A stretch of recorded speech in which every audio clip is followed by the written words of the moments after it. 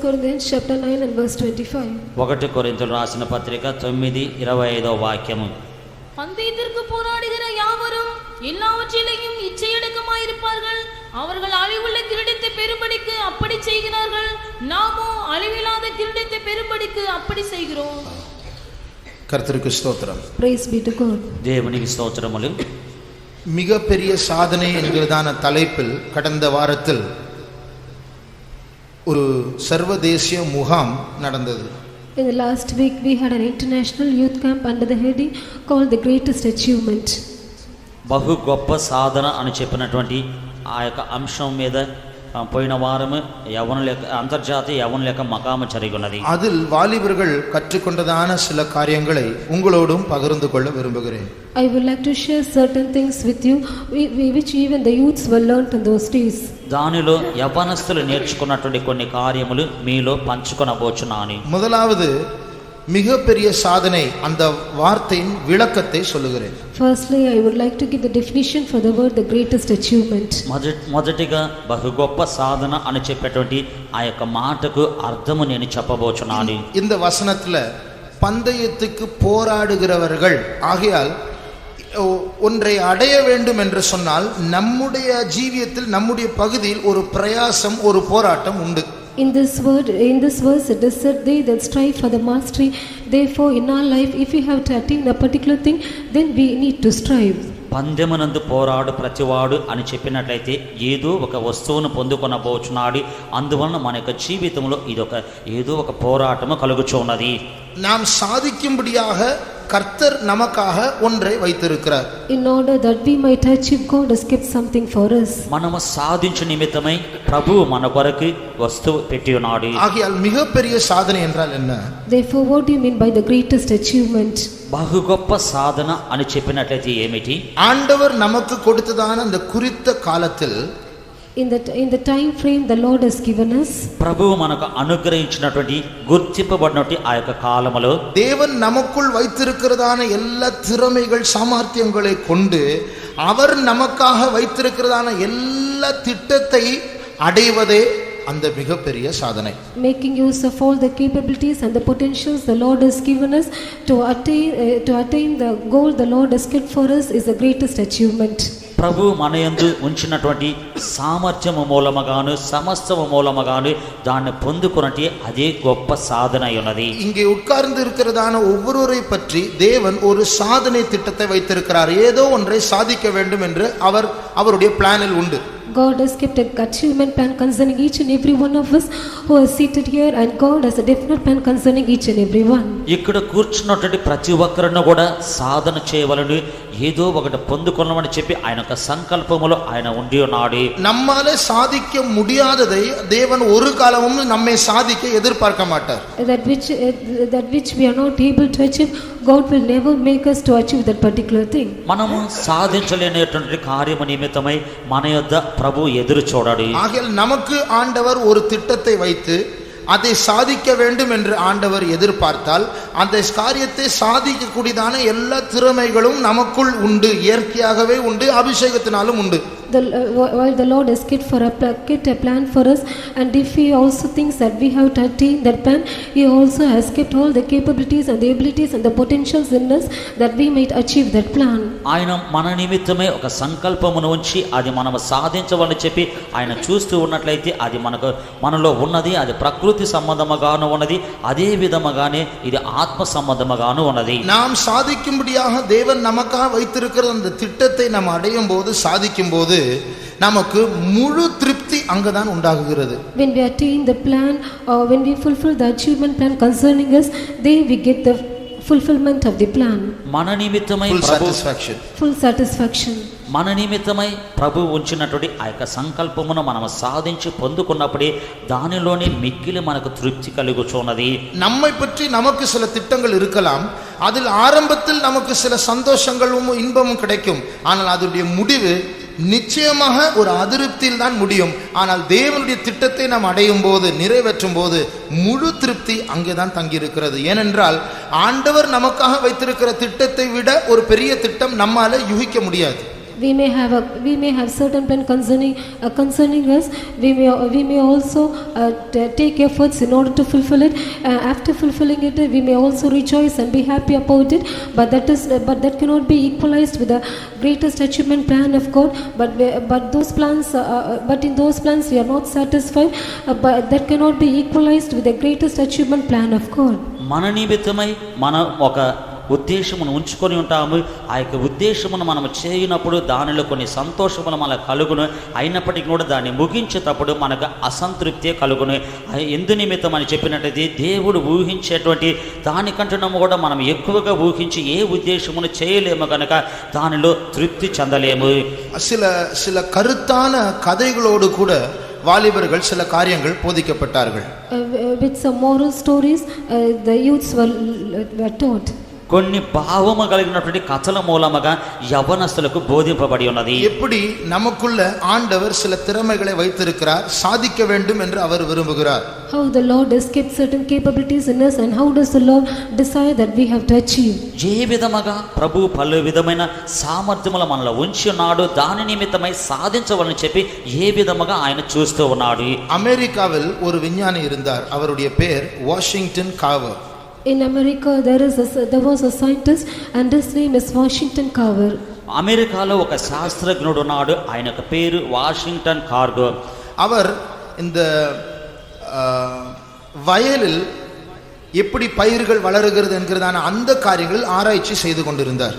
He was a scientist who was doing his experiment regarding the plantation in the field. ఆయన యొక్క పొలములో ఏ విధముగా పైరు అభివృద్ధి చెందుచున్నది దానిలో ఆయన పరిశోధన చేయుచూ ఉన్నాడు. அவர் பார்த்த ஒரு காரியம் என்னவென்றால், பருத்தியை விதைக்கும் போது இந்த பூமியில இருக்கக்கூடியதான சத்தானதை இந்த பருத்தி காட்டன் அது உறிந்து எடுக்கிறது. அடுத்த முறை பருத்தியை விதைக்கும் போது இந்த பருத்தி வளருவதற்கு சத்து இல்லாமல் போகிறது. When cotton seeds were sown in the field, it takes up all the nutrients that were found in the soil, and again when the cotton seeds were sown, it doesn't have enough nutrition for the tree to grow. భూమిలో యొక్క పత్తిని విత్తినప్పుడు ఆ యొక్క పత్తి పండేటప్పుడు ఆ యొక్క భూమిలో ఉన్నటువంటి సారమంతను కూడా అది తీసుకొనొచ్చున్నది. అందువలన ఇంకొకసారి ఆ యొక్క పత్తిని విత్తేటప్పుడు భూమిలో సారము లేకుండా పోవచ్చున్నది. அவர் ஆராய்ச்சி பண்ணி ஒரு காரியத்தை கண்டுபிடித்தார். He examined and he found a particular thing. ఆయన పరిశోధించిన తర్వాత ఒక కార్యమును కనుగొని ఉన్నాడు. பருத்தியை அறுவடை செய்த பின் அடுத்த முறை பருத்தியை விதைக்காமல் நிலக்கடலை விதைத்தால் அந்த நிலக்கடலை அந்த பூமிக்குள்ள அந்த சத்தை உருவாக்கும். After harvesting the cotton seed, if they would sow the peanuts, then he found out that it will create the nutrients against in the soil. పచ్చిని విత్తి దాన్ని కోసిన తర్వాత మరలా ఆ యొక్క పచ్చిని విత్తకుండా దానికి బదులుగా వేరుశనగలు వేసినట్లయితే ఆ యొక్క భూమిలోనికి దాని మూలముగా సారము వెలుచు ఉన్నది. பருத்தி நிலக்கடலை இப்படி மாறி மாறி விதைக்கும் போது இந்த பருத்தி நன்றாய் வளருகிறது என்று அவர் கண்டுபிடித்தார். When the cotton seeds and the peanuts were sown alternatively, he found out that the cotton seeds grew well. పత్తి వేరుశనగ ఈ విధముగా మార్చి దాన్ని పండించిన తర్వాత ఆ యొక్క అవి బాగా ఎదుగుచున్నవని చెప్పి ఆయన కనుగొని ఉన్నాడు. இந்த விஞ்ஞானி இந்த வாஷிங்டன் காவர் அவர் ஒரு ரட்சிக்கப்பட்ட மனுஷன். This Washington Carver, the scientist, was a saved person. Washington Carver ఆయన రక్షింపబడినటువంటి మనుషుడు. இந்த கண்டுபிடிப்பில் இவர் ஒரு கஷ்டத்தை அனுபவித்தார். In his invention he also found out a difficulty. కనుగొన్న దానిలో ఆయన ఒక దాన్ని కనుగొని ఉన్నాడు. அது என்னவென்றால், இந்த நிலக்கடலை விதைக்கும் போது அதனுடைய விளைச்சல் உண்டாகும் போது மிருகங்களுக்கு தீனியாக மாத்திரம்தான் அது பாவிக்கப்பட்டது. மிச்சமானதான எல்லா நிலக்கடலை எரிக்க ஆரம்பித்தார்கள். நிறைய நிலக்கடலை வீணாக போய்விட்டது. When the peanuts were sown and when it grew up, it was for food. It was taken as a food for the livestock, and the rest of all the peanuts were burnt, and it was of no use. వేరుశనగని వేసినప్పుడు జంతువులకి అధికముగా యొక్క వేరుశనగ ఉపయోగపడి ఉన్నది. దానికి మిగిలినటువంటి వేరుశనగలు అన్నీ కూడా దాన్ని అగ్ని చేత కాల్చున్నారు. ஆகையால் ஆராய்ச்சி செய்து இந்த நல்ல காரியத்தை கண்டுபிடித்தாலும் இவ்வளவு டன் கணக்காக நிலக்கடலை வீணாக போகிறது என்று சொல்லி மிகவும் அவர் துக்கப்பட்டார். Even after much examination he has found out such a thing, but he was regretted that all such tons of peanuts were burnt. పరిశోధించి ఈ యొక్క వేరుశనగను కనుగొని వేసినప్పటికీ కూడా టన్ను లెక్కలో ఉన్నటువంటి ఈ యొక్క వేరుశనగ వ్యర్థముగా పోవచ్చున్నదని చెప్పి ఆయన ఆలోచించున్నాడు. அப்பொழுது இந்த விஞ்ஞானி துக்கத்துல ஆண்டவரிடத்துல ஒரு கேள்வியை கேட்ட, ஆண்டவரே என்னை ஏன் ஆண்டவரை படைத்தீர்? Then this scientist, he was grieved and he questioned the Lord saying, Lord, why did you create me? ఈ యొక్క శాస్త్రజ్ఞుడు దుఃఖము చేత ప్రభు యొద్ద అడిగినాడు, ప్రభువా నన్ను ఎందుకు సృష్టించితివి? அப்பொழுது ஆண்டவர் சொன்னாராம், நீ கேட்கிற கேள்வி ரொம்ப பெரிய கேள்வி, ஏதாவது சின்ன கேள்வியா கேளு என்று ஆண்டவர் சொன்னார். Then the Lord told him saying that you are asking me a big question, therefore you ask me a small question. అప్పుడు ప్రభువు చెప్పినాడు, నీవు అడిగేది గొప్ప ప్రశ్నగా ఉన్నది, ఏదైనా ఒక చిన్న ప్రశ్న అడుగమని చెప్పినాడు. அப்பொழுது அந்த விஞ்ஞானி கேள்வியை மாற்றி கேட்டார், ஆண்டவரே ஏன் ஆண்டவரே நிலக்கடலையை படைத்தீர்? Then the scientist changed the question and he asked the Lord saying, Lord, why did you create this peanut? అప్పుడు ఆ యొక్క శాస్త్రజ్ఞుడు ఆ యొక్క ప్రశ్నను మార్చి వేసి అడిగినాడు, ప్రభువా ఎందు నిమిత్తం ఈ యొక్క వేరుశనగను సృజించితిరి? ஏன் என்னை படைத்தீர்னு கேட்டா பெரிய கேள்வி, அதனால ஏன் நிலக்கடலை படைத்தீர் சின்ன கேள்வியா கேட்கிறார். If he asked the Lord saying that, Lord, why did you create me? Then that was a big question. Therefore he asked the Lord saying, Lord, why did you create this peanut? నన్ను ఎందుకు సృజించితివి అని చెప్పి అడిగినట్లయితే అది పెద్ద ప్రశ్నగా ఉన్నది. అందువల్లనే ఆయన చిన్న ప్రశ్నగా ఎందుకు వేరుశనగను సృజించితివి అని అడిగాడు. அப்ப ஆண்டவர் சொன்னாரா, சரி இப்போ நீ லேபுக்கு போ. Then the Lord asked him to go to the lab. ఇప్పుడు నీవు ల్యాబ్కి వెళ్ళుము. அங்க 2-3 வாரங்கள் ஆராய்ச்சி செய்தார். For 2 or 3 weeks he performed the experiment. అక్కడ 2-3 వారముల పరిశోధన చేసినాడు. நிலக்கடலையை பற்றி சில காரியங்களை கண்டுபிடித்தார். He also found out certain things out of the peanut. వేరుశనగను గూర్చి కొన్ని కార్యములు ఆయన కనుగొని ఉన్నాడు. இந்தியாவுல எப்படி பாராளுமன்றம் பார்லிமெண்ட் இருக்கிறதோ அதே போல அமெரிக்காவுல செனட் ஹவுஸ் என்று இருக்கிறது. As there is parliament in India, even so in America there is a house called Senate House.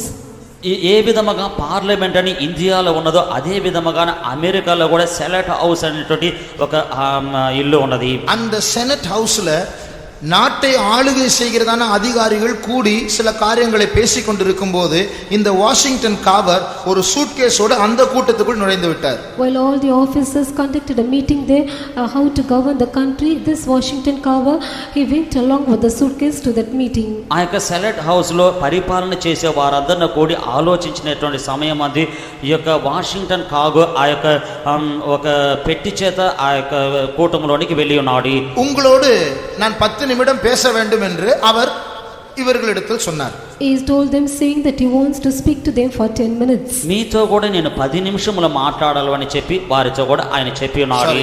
10 நிமிடம் பேச வேண்டும் என்று சொல்லவில்லை, நான் பேச வேண்டும் என்று சொன்னார். அப்பொழுது இவர்கள் சொன்னார், நாங்கள் 10 நிமிடம் தான் கொடுக்க முடியும், 10 நிமிடத்தில் பேசி முடித்து விடுங்கள் என்று சொன்னார்கள். He said that I want to speak to you all, but they said you can speak only for 10 minutes and they gave him 10 minutes to speak. 10 నిమిషములు మాట్లాడవలను అని చెప్పలేదు, కానీ మీతో మాట్లాడబోచున్నానని చెప్పినందుకు 10 నిమిషములు మాత్రం సమయం ఉన్నది, ఆ యొక్క సమయం లోపల మీరు మాట్లాడండి అని చెప్పినారు. தேசத்தை ஆளுகை செய்கிற அத்தனை இந்த ஜனங்கள் எல்லாம் இங்கே இருக்கிற எம்பி மினிஸ்டர்ஸ் மாதிரி அங்கே இருக்கிறதான செனட் ஹவுஸ் மெம்பர்ஸ் எல்லாம் உட்கார்ந்துட்டு இருக்கும்போது இவருடைய சூட்கேஸை திறந்து ஒரு பொருளை எடுத்து எல்லாருக்கும் ஆளு கொண்டு கொடுத்தார்.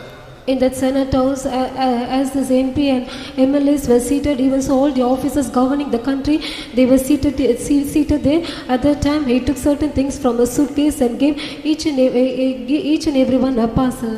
పరిపాలన చేసేవారు అక్కడ కూర్చున్నప్పుడు ఇక్కడ ఉన్న విధముగానే ఈ విధముగా మంత్రులందరినీ అక్కడ కూర్చున్నప్పుడు ఇక సెలెక్ట్ హౌస్ లో ఆ యొక్క సూట్ కేసులో నుంచి ఆయన తీసి అందరికి ఇచ్చినాడు. ఇది என்ன என்று கேட்டார்கள். இவர் கேட்டார் அவர்களிடத்தில். He asked him saying, what is this? వారి యొద్ద ఇది ఏమిటని చెప్పి ఈయన అడిగాడు. ఇది ఏదో తోల్ மாதிரி இருக்கிறது என்று சொன்னார்கள். They said that it is like that of a skin. ఇది ఏదో చర్మము మాదిరిగా ఉన్నది అని చెప్పి అన్నారు. இல்லை, ఇది నిలకడலை என்று சொன்னார். Then he said this is peanut. లేదు, ఇది వేరుశనగ అని చెప్పాడు. அடுத்தது எல்லாருக்கும் ஒரு மாவை எடுத்து கொடுத்தார். Then he took a flour and gave to everyone. తర్వాత వారందరికీ కూడా ఒక కొంత పిండి తీసి ఇచ్చినారు. ఇది என்னதென்று கேட்டார். He asked him, what is this? ఇది ఏమిటి అని చెప్పాడు గారు. அவர்கள் ஏதோ ஒன்று சொன்னார்கள், இவர் இல்லை இது நிலக்கடலை என்று சொன்னார். They said something else, but he said that this is peanut. వారు ఏదో చెప్పారు, అయితే ఈయన మాత్రమే ఇది వేరుశనగ అని చెప్పాడు. ஒவ்வொன்றாக பொருட்களை எடுத்து எடுத்து காட்ட காட்ட ஒவ்வொன்றும் நிலக்கடலை என்று சொல்லி வந்தார். He took one by one and showed them, and he said that all these are peanut. ఒక్కొక్క వస్తువును కూడా తీసి చూపించగా ఇవంతా కూడా వేరుశనగ అని చెప్పాడు. சுருக்கமாக சொல்ல போனால் அந்த 2-3 வாரத்தில் நிலக்கடலையிலிருந்து 325 வகையான பொருட்களை அவர் உருவாக்கினார். To say in brief, within 2 or 3 weeks he has invented 325 utility of the peanut. ఈ యొక్క 2-3 వారముల యొక్క పరిశోధనలో వేరుశనగ నుంచి 335 యొక్క వస్తువులు ఆయన కనుగొని చూపించినాడు. 10 நிமிஷம் தான் கொடுத்தாங்க, ஆனா இவருக்கு 2 மணி நேரம் பேசிட்டு இருந்தாரு. They gave him only 10 minutes, but he was speaking for about 2 hours. 10 నిమిషములు మాత్రమే వారు అనుమతించారు. అయితే ఈయన 2 గంటల సేపు మాట్లాడుచునే ఉన్నాడు. இவருடைய பேச்சை முடித்து இந்த காரியங்களை காட்டி முடித்த பிறகு அத்தனை பேரும் எழும்பி கை தட்டினார்கள். After he concluded his words, all of them they stood up and they clapped their hands. ఈయన మాట్లాడి ముగించిన తర్వాత అందరిని కూడా చేతులు తట్టినారు. அப்பொழுது ஒருவர் அந்த செனட் ஹவுஸ்ல இருக்கிறதான ஒருவர் கேட்டார், உங்களுக்கு எப்படி இதெல்லாம் கண்டுபிடிக்க முடிஞ்சது? One of the member of the senate house asked him saying that how is it you are able to invent all these things? అక్క సెనట్ హౌస్ లో ఉన్నటువంటి వారు ఒక ఆయన లేచి అడిగినాడు, ఏ విధముగా నీవి ఇది కనిపెట్టినావు? இந்த நிலக்கடலைக்குள்ள இத்தனை காரியங்கள் மறைஞ்சிருக்குன்னு உங்களுக்கு எப்படி தெரிய வந்தது? How did you know that all these things were hidden in this peanut? వేరుశనగ లోపల ఇన్ని కార్యములు దాగి ఉన్నవని చెప్పి నీకు ఏ విధముగా తెలిసి ఉన్నది? அப்பொழுது அவர் சொன்னார், இது அந்த புத்தகத்தில் எழுதப்பட்டிருக்கிறது என்று சொன்னார். Then he said that this is written in the book. అప్పుడు ఆయన చెప్పినాడు, ఇవన్నీ కూడా ఆ పుస్తకములో రాయబడి ఉన్నవి అని చెప్పాడు. அந்த புத்தகமா? அது என்னது? Then they said what is that book? ఆ పుస్తకమా, అదేమిటి? அந்த புத்தகத்தில் எழுதப்பட்டிருக்கிறது என்று மறுபடியும் சொன்னார். Again he said that is written in that book. ఆ పుస్తకములో రాయబడి ఉన్నదని చెప్పి మరలా చెప్పాడు. அது என்னதுங்க அந்த புத்தகம்? What is that book? అదేమిటి ఆ యొక్క పుస్తకము? அப்புறம் அவர் சொன்னார், புத்தகம் என்று ஒன்று இருந்தால் அதுதான் பைபிள் என்று சொன்னார். Then he said if there is a book then that is Bible. పుస్తకము అని చెప్పి ఒకటి ఉన్నట్లయితే అదే గ్రంథము అని చెప్పినాడు. బైబిల్யே నిలకడలే பத்தி 365 వగை இருக்குன்னு எங்க இருக்கு வசனம்? In which verse is it written that there are 325 uses of the peanut? ఈ యొక్క వేద గ్రంథములో 335 విధములైన వస్తువులు వేరుశనగలో ఉన్నవని చెప్పి ఎక్కడ ఉన్నవి? அவர் சொன்னார், அது வெளிப்படையாக எழுதப்படாவிட்டாலும் அது மறைவாக எழுதப்பட்டிருக்கிறது. Then he said though it is not written outwardly, it is written inwardly. అది బహిరంగముగా వ్రాయబడకపోయినప్పటికీ కూడా మర్మముగా వ్రాయబడి ఉన్నది. ஆதியாகமம் 1ஆம் அதிகாரம் 12ஆம் வசனத்தை வாசி. Genesis chapter 1 and verse 12. ఆదికాండము 1వ అధ్యాయం 12వ వాక్యం. பூமியானது புல்லையும் தங்கள் ஜாதியின்படியே விதையை பிறப்பிக்கும் பூண்டுகளையும் தங்கள் ஜாதியின்படியே தங்களில் தங்கள் விதையுடைய கனிகளை கொடுக்கும் விருட்சங்களையும் முளைப்பித்தது. தேவன் அது நல்லது என்று கண்டார். பூமி இப்படிப்பட்டதான காரியங்களை அது வெளியே கொண்டு வந்தது. கர்த்தர் அதை நல்லது என்று கண்டார். The earth brings forth all these things and God saw that it was good. భూమి అనేది ఇటువంటి కార్యములన్నీ కూడా బయటకు తీసుకొని వచ్చినది. యెహోవా దానిని మంచిదని చూసినాడు. ఇవైகளில் ஒன்றுதான் நிலக்கடலை. Among one is this peanut. దీనిలో ఒకటి మాత్రమే ఆ యొక్క వేరుశనగ. நீங்களும் நானும் ஒரு காரியத்தை பார்த்து நல்லதுன்னு சொன்னா அது நல்லதா இருக்கலாம், கெட்டதாகவும் இருக்கலாம். ஆனா ஆண்டவர் ஒரு காரியத்தை பார்த்து இது நல்லது என்று சொன்னால் அது உண்மையாகவே ஏதோ ஒரு நன்மை மறைந்திருக்கிறது என்று நான் அறிந்தேன். If you and I look at something and say that it is good, then it may be good or it may be bad. But if God looks at something and says that it is good, then something good is hidden in it. మీరు నేను మంచిదని చెప్పినట్లయితే దానిలో మంచి ఉండవచ్చునే, అదే విధముగా చెడ్డను ఉండవచ్చునే. అయితే ప్రభువు ఈ విధముగా మంచిదని చెప్పినాడు కనుక దానిలో నేను మంచిని కనుగొని ఉన్నాను. ஆகையால் தேவன் இதை நல்லதென்று கண்டபடினால் நான் உடனடியாக அதை பற்றி ஆராய்ச்சி பண்ண நான் போனேன். Because the Lord has found that it was good, immediately I went to make experiment out of it. దేవుడు దీనిని మంచిది అని చెప్పినాడు కనుక నేను వెంటనే దాన్ని పరిశోధించుటకు వెళ్ళి ఉన్నాను. இப்போ நல்லா யோசிச்சு பாருங்க, இவர் ஆண்டவர் இவர்கிட்ட சொன்னாரு, சின்ன கேள்வியா கேளுன்னு சொன்னார் இல்லையா?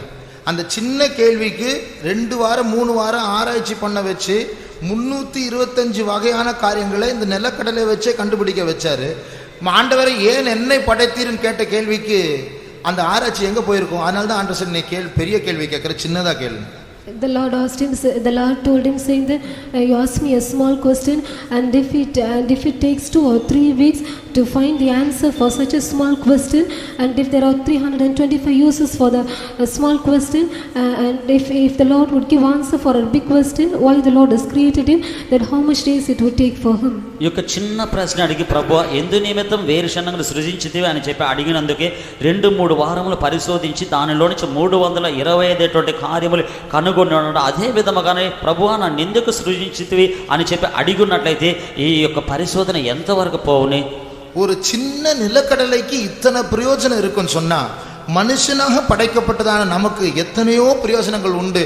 ஆனால் இதை அறியாமல், இதை பற்றி லேபில் உட்கார்ந்து ஆராய்ச்சி பண்ணாமல், உட்கார்ந்து யோசிக்காமல், நான் வேஸ்ட்டு, நான் ஒன்றுக்கும் உதவாதவன் என்று சொல்லி நாம் ஒரு தாழ்வான மனப்பான்மையோடு டைமை வேஸ்ட் பண்ணிட்டு இருக்கிறோம். If there are so many uses for a small peanut, even so God has created us with so many uses and utility, and we do not sit in the lamb and examine all our utilities, and we just have an inferiority complex and say that we are nothing and we are just wasting all our time. చిన్న వేరుశనగనందు ఇవుల ప్రయోజనం ఎంతగా ప్రయోజనం ఉన్నట్లయితే మనను గురించి ఎన్ని ప్రయోజనములు దీనిని గురించి మనం ల్యాబ్లో కూర్చొని పరిశోధన చేసేదానికి బదులుగా మనం ఏం చేస్తున్నామంటే ప్రభువా నేను ఎందుకు పనికిరానంటు వాడిని అని చెప్పుతూ మన యొక్క కాలమంతను కూడా వ్యర్థపరచుచున్నాము. உங்களால என்னால ஒன்னும் சாதிக்க முடியாதுன்னு சொன்னா நம்மை விட எத்தனையோ திறமைசாலிகள் பூமியில இருக்கிறாங்க. அவங்களை அழைச்சிருக்கலாமே இந்த சபைக்கு. ஆண்டவர் அவங்களை விட்டுட்டு ஏன் நம்மை அழைக்கிறார்? If you and I cannot achieve anything, then God would have called so many capable and ability persons in this world. God did not call them, but the Lord having called us, why did he call us? మీ వలన నా వలన ప్రభువా నేను సాధించలేనని చెప్పినట్లయితే మనకంటే కూడా లోకములో ఎంతో మంది సామర్థ్యం కలిగిన వారే ఉండి ఉన్నారు. వారిని దేవుడు పిలిచి ఉండవచ్చును కదా. ఎందు నిమిత్తమై మనల్ని మాత్రమే ఆయన పిలిచి ఉన్నాడు. நாம் அறிய வேண்டிய காரியம் நாம் சாதிக்கும்படியாகவே பிறந்திருக்கிறோம். One thing we have to know, and we are born to achieve. మనము తెలుసుకోవలసినటువంటి కార్యం ఏమిటంటే మనము సాధించే నిమిత్తముగానే జన్మించున్నాము. ஒரு நிலக்கடலைக்குள் இத்தனை பிரயோஜனம் இருந்தும் அதை கண்டுபிடிக்கிற வரைக்கும் டன் கணக்கான நிலக்கடலை அவர்கள் எரித்து வீணாக்கி கொண்டிருந்தார்கள். இதே போல எத்தனையோ நாட்களையும் எத்தனையோ திறமைகளையும் கர்த்தருடைய காரியங்களில் நாம் விதைத்து அதில் பிரயோஜனம் உள்ளவர்களாக இருக்க வேண்டியதற்கு பதிலாக நாம் நாட்களை வீணாக்கி கொண்டிருக்கிறோம். Though there were so many uses in that peanut, until they have invented it, the tons and tons of peanuts were just burnt and just wasted away. Even so, God has given us so many capabilities and abilities in this, and we have not found out, and we are just wasting all our time. ఈ యొక్క వేరుశనగలు ఎన్ని ప్రయోజనములు ఉన్నప్పటికీ కూడా దాన్ని కనుగొన్నంత వరకు కూడా ton లెక్కలో ఉన్నటువంటి కొలది అవన్నీ కూడా వ్యర్థపరచుచు ఉన్నారు. అదే విధముగానే మనము కూడా దేవుని యొక్క కార్యములు విచ్చుటకు బదులుగా మనం ఎంతో సమయమును వ్యర్థపరచుచు ఉన్నాము. ஒரு மனுஷன் பூமியில் பிறந்தாலே அந்த பிறப்பே அவன் சாதிக்கும்படியாக தான். If a man is born in this world, his birth itself he is born to achieve. ఒక మనుషుడి యొక్క లోకములో జన్మించినట్లయితే అతని యొక్క జననమే సాధించు నిమిత్తమే. இந்த பூமியில் மனுஷனாக பிறந்ததான யாரா இருந்தாலும் சரி, ஒரு குழந்தையாக இருக்கும் போதே அந்த குழந்தைக்கு அறிய வேண்டிய காரியம் இல்லை என்றால் பெற்றோருக்கு அறிய வேண்டிய காரியம் என்னவென்றால் அந்த குழந்தை பற்றி தேவன் ஒரு திட்டத்தை வைத்திருக்கிறார். Whosoever it is, when a babe is born, at the time itself, even the parents and even the babe has to know that God has a definite plan concerning that child. ఈ యొక్క లోకములో ఒక శిశువు పుట్టినట్లయితే ఆ యొక్క శిశువు నిమిత్తమై ఆ యొక్క పిల్లలైన శిశువు అయినప్పటికీ కూడా తల్లిదండ్రులు కూడా తెలుసుకోవాల్సిన కార్యం ఏమిటంటే దేవుడు వారిని గురించి ఒక ఉద్దేశమును పెట్టుకొని ఉన్నాడు. மாத்திரமல்ல, சிறு பிராயத்திலிருந்து தேவன் என்ன பிளானை வைத்திருக்கிறாரோ அதை அடைய, அதை சாதிக்க தேவன் நமக்குள் அந்த சாதிக்க கூடியதான திறமைகளை நமக்குள் வடிவமைக்கப்பட்டிருக்கிறது. Not only that, even from a young age itself, God has a definite plan concerning us. In order to fulfill the definite plan concerning us, God has framed us in such a way that we might achieve it. చిన్న వయసులో నుంచే మన నిమిత్తం ఆయన ఉంచుకున్నటువంటి ఆయన పెట్టుకొని ఉన్నటువంటి ఆ యొక్క ఉద్దేశమును మనము సాధించిన నిమిత్తమే మనలో అది రూపింపబడి ఉన్నది. ஆகையால் நாம் சாதிக்க பிறந்தவர்கள் மாத்திரமல்ல, சாதிக்க வடிவமைக்கப்பட்டிருக்கிறோம். We are designed to achieve. Not only we are born to achieve, but we are designed to achieve. అందువల్ల మనం సాధించిన నిమిత్తమై జన్మించబడిన వారు పుట్టిన వారు మాత్రమే కాదు కానీ ఆ యొక్క సాధించినది అని చెప్పినది మనలో రూపింపబడి చేయుచున్నది. நம்மால சாதிக்க முடியாத ஒன்றை சாதிக்க முடியாத ஆண்டவர் எதிர்பார்க்க மாட்டார். God doesn't expect to achieve those things that which we cannot achieve. మనము సాధించలేనటువంటి ఒక కార్యమును మనము సాధించవలని చెప్పి ప్రభు మన యొద్ద నుంచి ఎదురు చూడడు. பரிசுத்தமா இருக்கணும், தேசத்தை கீழ்ப்படுத்தணும், சில ஜாதி வல்லமைகளை நாம் முறியடிக்கணும், இயேசுவை போல மாறணும். இதெல்லாம் ஆண்டவர் நம்மிடத்துல சொல்லும்போது நம்மால முடியாத ஒரு காரியத்தை நம்மிடத்துல சொல்லுவாரா? We should be holy and we should subdue the nation and we should destroy certain powers. If God tells us that we have to do all these things, will he tell us thinking that we cannot achieve it? పరిశుద్ధముగా ఉండవలెను, దేశమును లోపరుచుకొనవలెను, కొన్ని జాతుల యొక్క శక్తులు మనము ఈ విధముగా నశింపజేయవలని ఈ విధముగా మన యొక్క ఆయన ఎదురు చూసినట్లయితే మనలో లేకుండా ఆయన ఎదురు చూడాలి. நமக்குள்ள அந்த திறமை உண்டு, நமக்குள்ள அந்த அபிஷேகம் உண்டு, அது நிச்சயம். We have that anointing in us and we have such an ability in us and that is true. మనలో ఆ యొక్క సామర్థ్యం ఉన్నది, మనలో ఆ యొక్క అభిషేకం ఉన్నది, అది నిశ్చయమై ఉన్నది. ஆனால் துரதிர்ஷ்டவசமாக இதை அறியாமல், இதை பற்றி யோசிக்காமல் எப்படி அந்த நிலக்கடலை டன் கணக்கில் வீணாய் போனதோ இது போல நம்முடைய வாழ்க்கையை நாம் இந்த நாட்டில் செய்ய வேண்டியதை செய்யாமல் வீணாக்கி கொண்டிருக்கிறோம். Unfortunately, not knowing about this, not understanding about this, as the tons of peanut were wasted, even so we are wasting our life and not able to achieve the things that we have to achieve. తెలియని రీతిగానే మనం ఇటువంటిది చేయకున్నట్లుగా ఏ విధముగా ton లెక్కలో ఈ యొక్క వేరుశనగని వ్యర్థపరచుచున్నామో అదే రీతిగానే మనము కూడా మన యొక్క సమయములంతను కూడా వ్యర్థపరచుచున్నాము.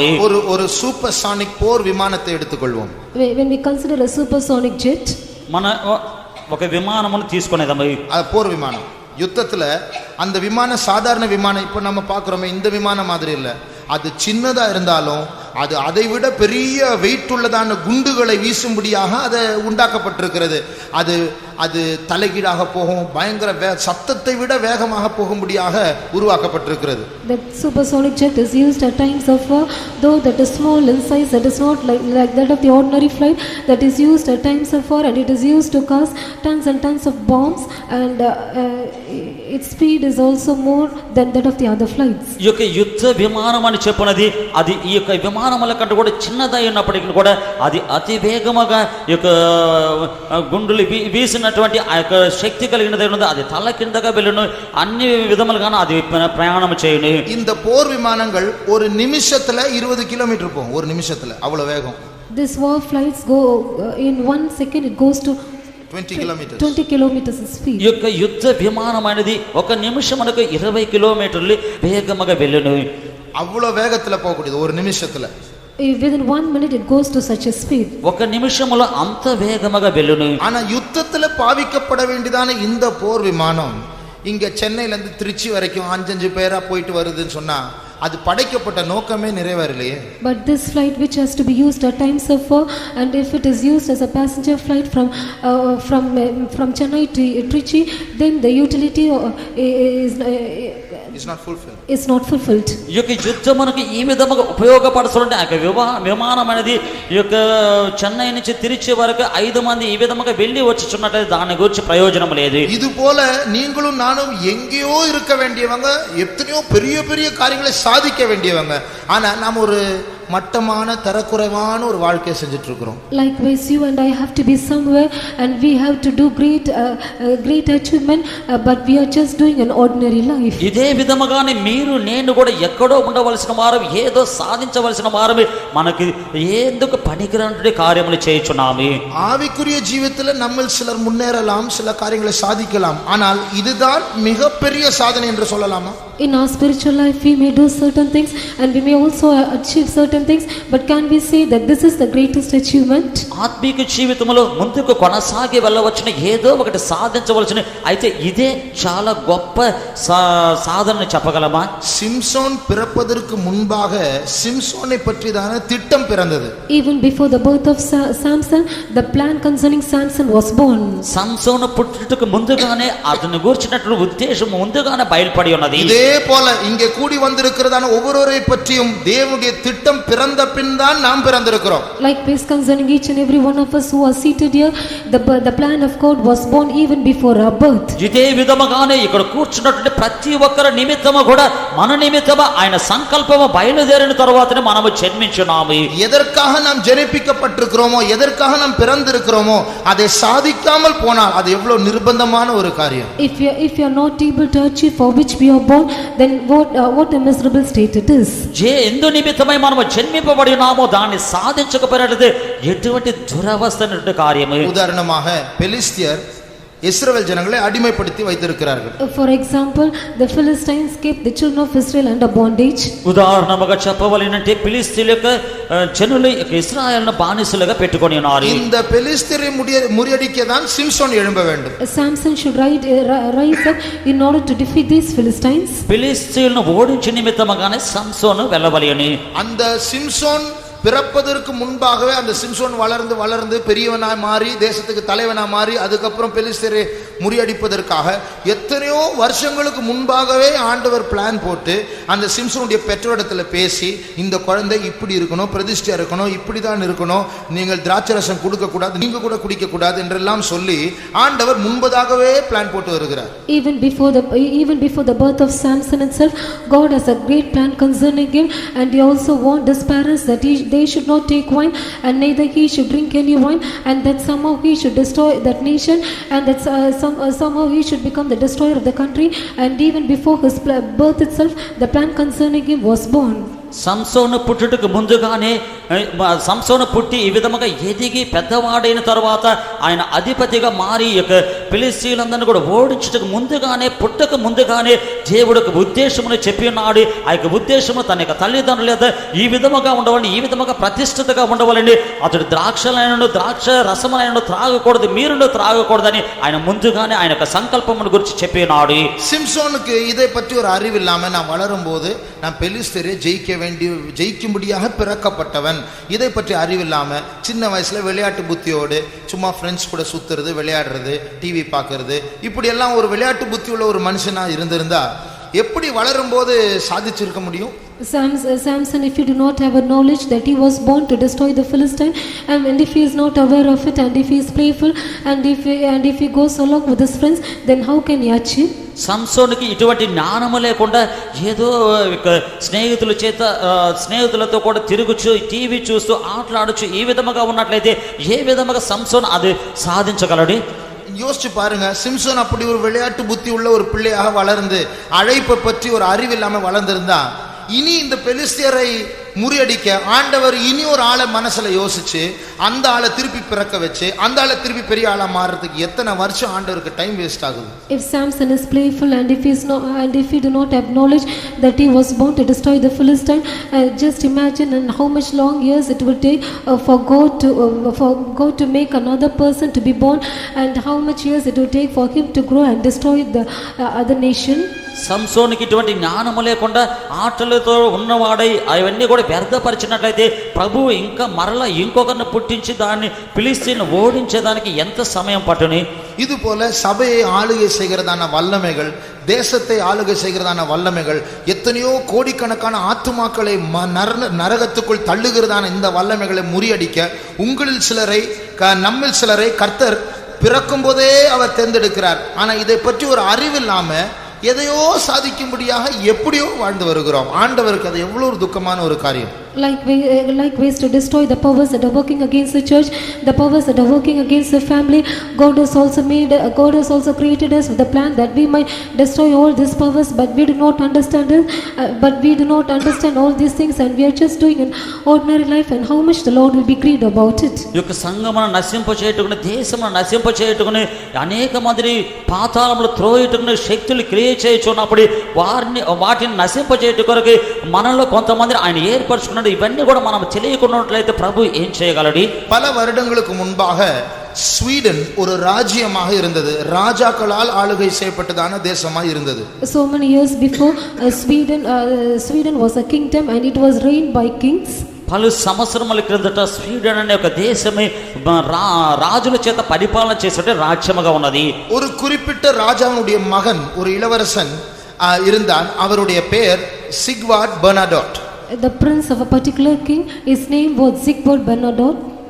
ఒక గుర్తింపబడిన రాజు యొక్క కుమారుడు ఉన్నాడు, అతని యొక్క పేరు సిగ్వార్డ్ బెర్నాడోట్. இவர் இங்கிலாந்து தேசத்தை சேர்ந்ததான ஒரு சினிமா நடிகையை காதலித்து அவளை விவாகம் பண்ண வேண்டும் என்று விரும்பினார். He fell in love with an actress of England, and he also desired to marry her. సినిమాలో నటించినటువంటి ఇంగ్లాండ్ దేశము చెందినటువంటి ఆమె యొక్క కుమార్తెని ప్రేమించి వివాహం చేయవాలని అనుకొని ఉన్నాడు. ஆகையால் இந்த காரியத்தை தன்னுடைய தகப்பனாகிய ராஜாவிடத்தில் அவர் தெரிவித்தார். Therefore he made this matter known to his father the king. ఈ కార్యము తన యొక్క తండ్రి వద్ద అని చెప్పినాడు. ராஜா சொன்னார், மகனே, நீ ஒரு ராஜாவினுடைய குமாரன், உனக்கு ஒரு ஸ்தானம் உண்டு, உனக்கு ஒரு அழைப்புண்டு. அந்த ஸ்தானத்தை விட்டு நீ அந்த ஒரு பெண்ணை விவாகம் பண்ண நீ இந்த ஸ்தானத்தை விட்டு இறங்காதே என்று அவர் ஆலோசனையாக சொன்னார். Then the father, that is the king, he said that see, you are the princess and you have a position and you have a position and a rulership in the kingdom, therefore you should not go down from your position. ఇక రాజు చెప్పినాడు, కుమారుడా, నీవు రాజు యొక్క కుమారుడివి, నీకు ఒక అర్హత ఉన్నది, నీకు ఒక స్థానం ఉన్నది. ఆ యొక్క స్థానాన్ని విడిచిపెట్టి ఆ యొక్క ఆమెను వివాహం చేయుటకు నీవు దిగిపోవద్దు. சில நாட்கள் சென்றது. Few days went. కొన్ని దినములు గడిచినవి. இந்த இளவரசனுக்கு அந்த பெண்ணை மறக்க முடியவில்லை. This prince, he was not able to forget that actress. ఈ యొక్క చక్రవర్తికి ఆ యొక్క అమ్మాయిని మరిచిపోలేకపోయినాడు. பிடிவாதமாய் எப்படியோ விவாகம் செய்து கொள்ள வேண்டும் என்று சொல்லி இவருடைய தேசத்தை விட்டு இங்கிலாந்து தேசத்துக்கு போய் இவரே இந்த விவாக காரியங்களை ஏற்படுத்தி விவாகம் செய்யும்படியாக அவர் முன் வந்தார். Somehow he want to marry her and somehow he left his nation and he went to England and he also arranged to marry her. ఆయనే వెళ్ళి ఆ యొక్క ఇంగ్లాండ్ దేశంలోనికి ఆమెను వివాహం చేసుకోవాలని చెప్పి ఆయనే వెళ్ళి ప్రయత్నించినాడు. వివాహం முடிந்து విருந்து நடந்து கொண்டிருக்கிறது. Marriage was over and reception was going on. ఈ యొక్క పెళ్లి జరిగినది, తర్వాత పెళ్లి విందు జరుపుబడుచున్నది. அந்த நேரத்தில் விருந்து நடந்து கொண்டிருக்கும் போது ஸ்வீடன் தேசத்திலிருந்து அவருடைய அந்த இளவரசனுடைய தேசத்திலிருந்து ராஜாவால் அனுப்பப்பட்டதான ஒரு 5-6 பேர் பெரியவர்கள் ஆபீசர்ஸ் அவர்கள் அந்த விருந்துக்கு வந்தார்கள். While the reception was going on, 5 or 6 officers from his nation, that is from Sweden, they were sent by the king of Sweden to go there.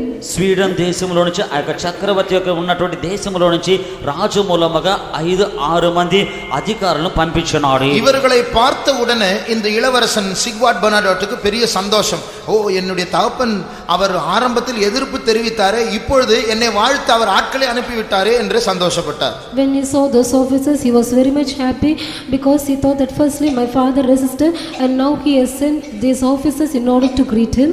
ఈ యొక్క సిగ్వార్డ్ బెర్నార్డుకి వీరిని చూసిన వెంటనే సంతోషమై ముందుగా కాదని చెప్పి ఇప్పుడు మనుషుల్ని ఈ యొక్క విందుకు పంపించున్నానని చెప్పి సంతోషపడుచున్నాడు. அந்த ஆபீசர்ஸ் இந்த சிக்வார்ட் பெர்னார்டு ஆகிய இளவரசனிடத்தில் வந்து, சார், உங்களுடைய பாஸ்போர்ட்டை கொஞ்சம் கொடுங்க என்று கேட்டார்கள். Those officers, they came to Prince Sigvard and they asked him to give the passport that he had. ఆ యొక్క అధికారులు సిగ్వార్డ్ బెర్నార్డు ఎద్దకు వచ్చి, అయ్యా, నీ యొక్క పాస్పోర్ట్ ఇవ్వమని చెప్పి అడిగినారు. அவர் வைத்திருந்த பாஸ்போர்ட் வந்து டிப்ளமேட்டிக் பாஸ்போர்ட். அப்படி என்றால் எந்த தேசத்துக்கு போனா கூட செக்கிங் பண்ணணும்னு அவசியமே கிடையாது.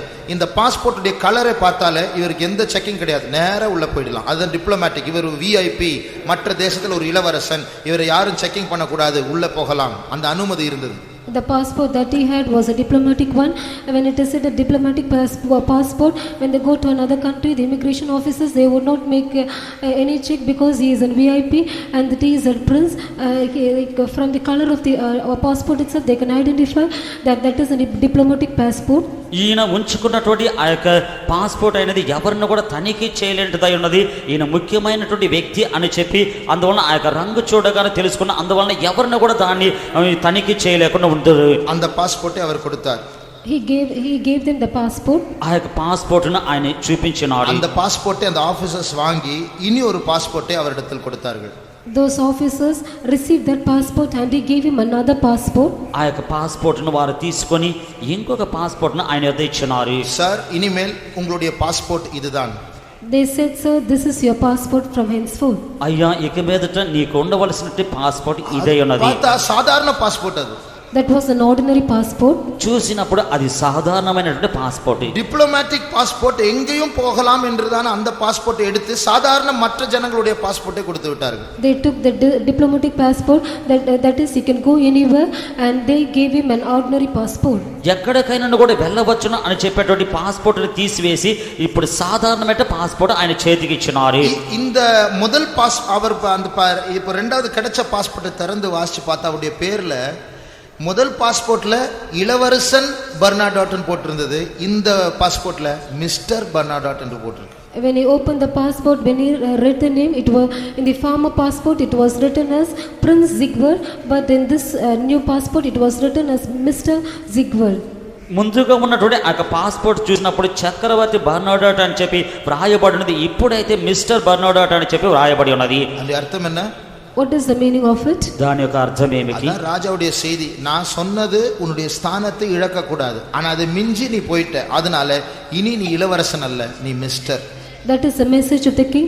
The king said that you should not lose your position, but he went beyond it. Therefore he has written saying that henceforth you are not a prince, but you should be called as a mister. అదే రాజు యొక్క వర్తమానమైనది, నీకు ఒక స్థానం ఉన్నది, ఆ యొక్క స్థానముని విడిచి వెళ్ళవద్దని చెప్పినాడు, నీ వినలేదు కనుక ఇప్పుడు నీవు చక్రవర్తి కాదు, మిస్టర్ అయినావు. அது மாத்திரமல்ல, அவர்கள் இனி ஒரு காரியத்தை சொன்னார்கள். நீ ஒரு இளவரசனா இருக்கும்போது கவர்மெண்டில் இருந்து ராஜாவினுடைய பொக்கிஷ சாலையிலிருந்து ஒவ்வொரு மாசமும் அலவன்ஸ் கிடைக்கும், நிறைய பணம் கிடைக்கும். ஏனென்றால் இளவரசன் அந்த ஸ்தானத்து நிமித்தம் வருகிறதா அந்த வருமானம், எந்த வேலைக்கும் போனோம் தேவையில்லை, அவர் இளவரசனா இருக்கிறபடினால் வருமானம் வந்துட்டே இருக்கும் மாசம் மாசம். இனிமேல் அந்த வருமானம் உனக்கு கிடைக்காது. They also said that because you lost your position, because he was a prince, every year from the treasury of the king he got the royal allowance. It is not needed for him to do any work. Without doing any work itself for his position, they would give him a royal allowance. They said that from henceforth he will not receive the royal allowance. నీవు చక్రవర్తిగా ఉన్నప్పుడు ఆ యొక్క రాజు ఖజానాలో నుంచి నీకు నెల నెలని ఆయన ఆదాయం వచ్చును, అదే విధముగా ఇంక మీదట నీకు రాదు అని చెప్పబడి ఉన్నది. அது மாத்திரமல்ல, அவர் ராஜாவோடு கூட உட்கார்ந்து அந்த ஸ்வீடனில் இருக்கிறதான நீதிமன்றத்தில் உட்கார்ந்து நியாயம் தீர்க்கவும் சட்டங்களை பிறப்பிக்கவும் இவருக்கு உரிமை இருந்தது. இனிமேல் இந்த உரிமையும் உனக்கு இல்லை. And not only that, he had all the rights to go along with the king to the court to proceed laws and all such things, but now but after that he will not be given all such authority. అదే విధముగా Sweden దేశంలో ఉన్నటువంటి ఆ యొక్క కోర్టులో కూర్చొని అందరికీ కూడా న్యాయమూర్తిగా న్యాయం చెప్పేటువంటి అది ఉన్నది. ఇప్పుడు ఆ యొక్క న్యాయం చెప్పేది తీసివేయబడి ఉన్నది. இந்த மனுஷன் அந்த அவருடைய தகப்பனார் சொன்ன காரியம் உன்னுடைய ஸ்தானத்தை விடக்கூடாதுன்னு சொல்லி அது விளையாட்டா எடுத்து சீரியஸா எடுக்கல, அப்ப அப்படிதான் சொல்லுவாரு என்று சொல்லி விவாகம் பண்ணிவிட்டார். ஸ்தானத்தை இழந்த போது தாங்க முடியவில்லை. When his father said that you should not lose your position, he did not think it as a great matter. He thought that the father will say like that and he will not do likewise. But when he saw that he has lost his position, he was not able to bear it. ఈ యొక్క రాజు ఈ విధముగా చెప్పినప్పుడు ఏదో నా యొక్క తండ్రి గారు ఈ విధముగానే చెప్పేదారు అని చెప్పి అది గొప్పగా ఎంచుకొనకుండా తేలికగా ఆయన ఎంచుకొని పోయి ఉన్నాడు.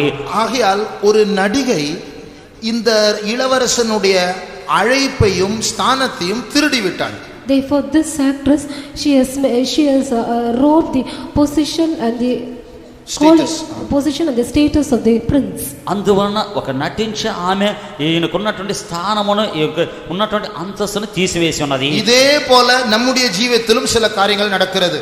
Likewise some things takes place in our life. ఇదే విధముగానే మనకు జీవితంలో కొన్ని కార్యములు జరుగుచున్నవి. உங்களுடைய கையில இருக்க அந்த புக்கில் இருக்கிறதான அந்த படத்தை பாத்தீங்கன்னா, when you look to the picture of the book that is in your hand, మీ యొక్క చేతిలో ఉన్నటువంటి ఆ యొక్క పుస్తకం మీద ఉన్నటువంటి ఆ యొక్క పటమును చూసినట్లయితే அந்த వాలిబన్ கையை విరిத்து ஒரு கிரீடத்தை நோக்கி போகிறான்.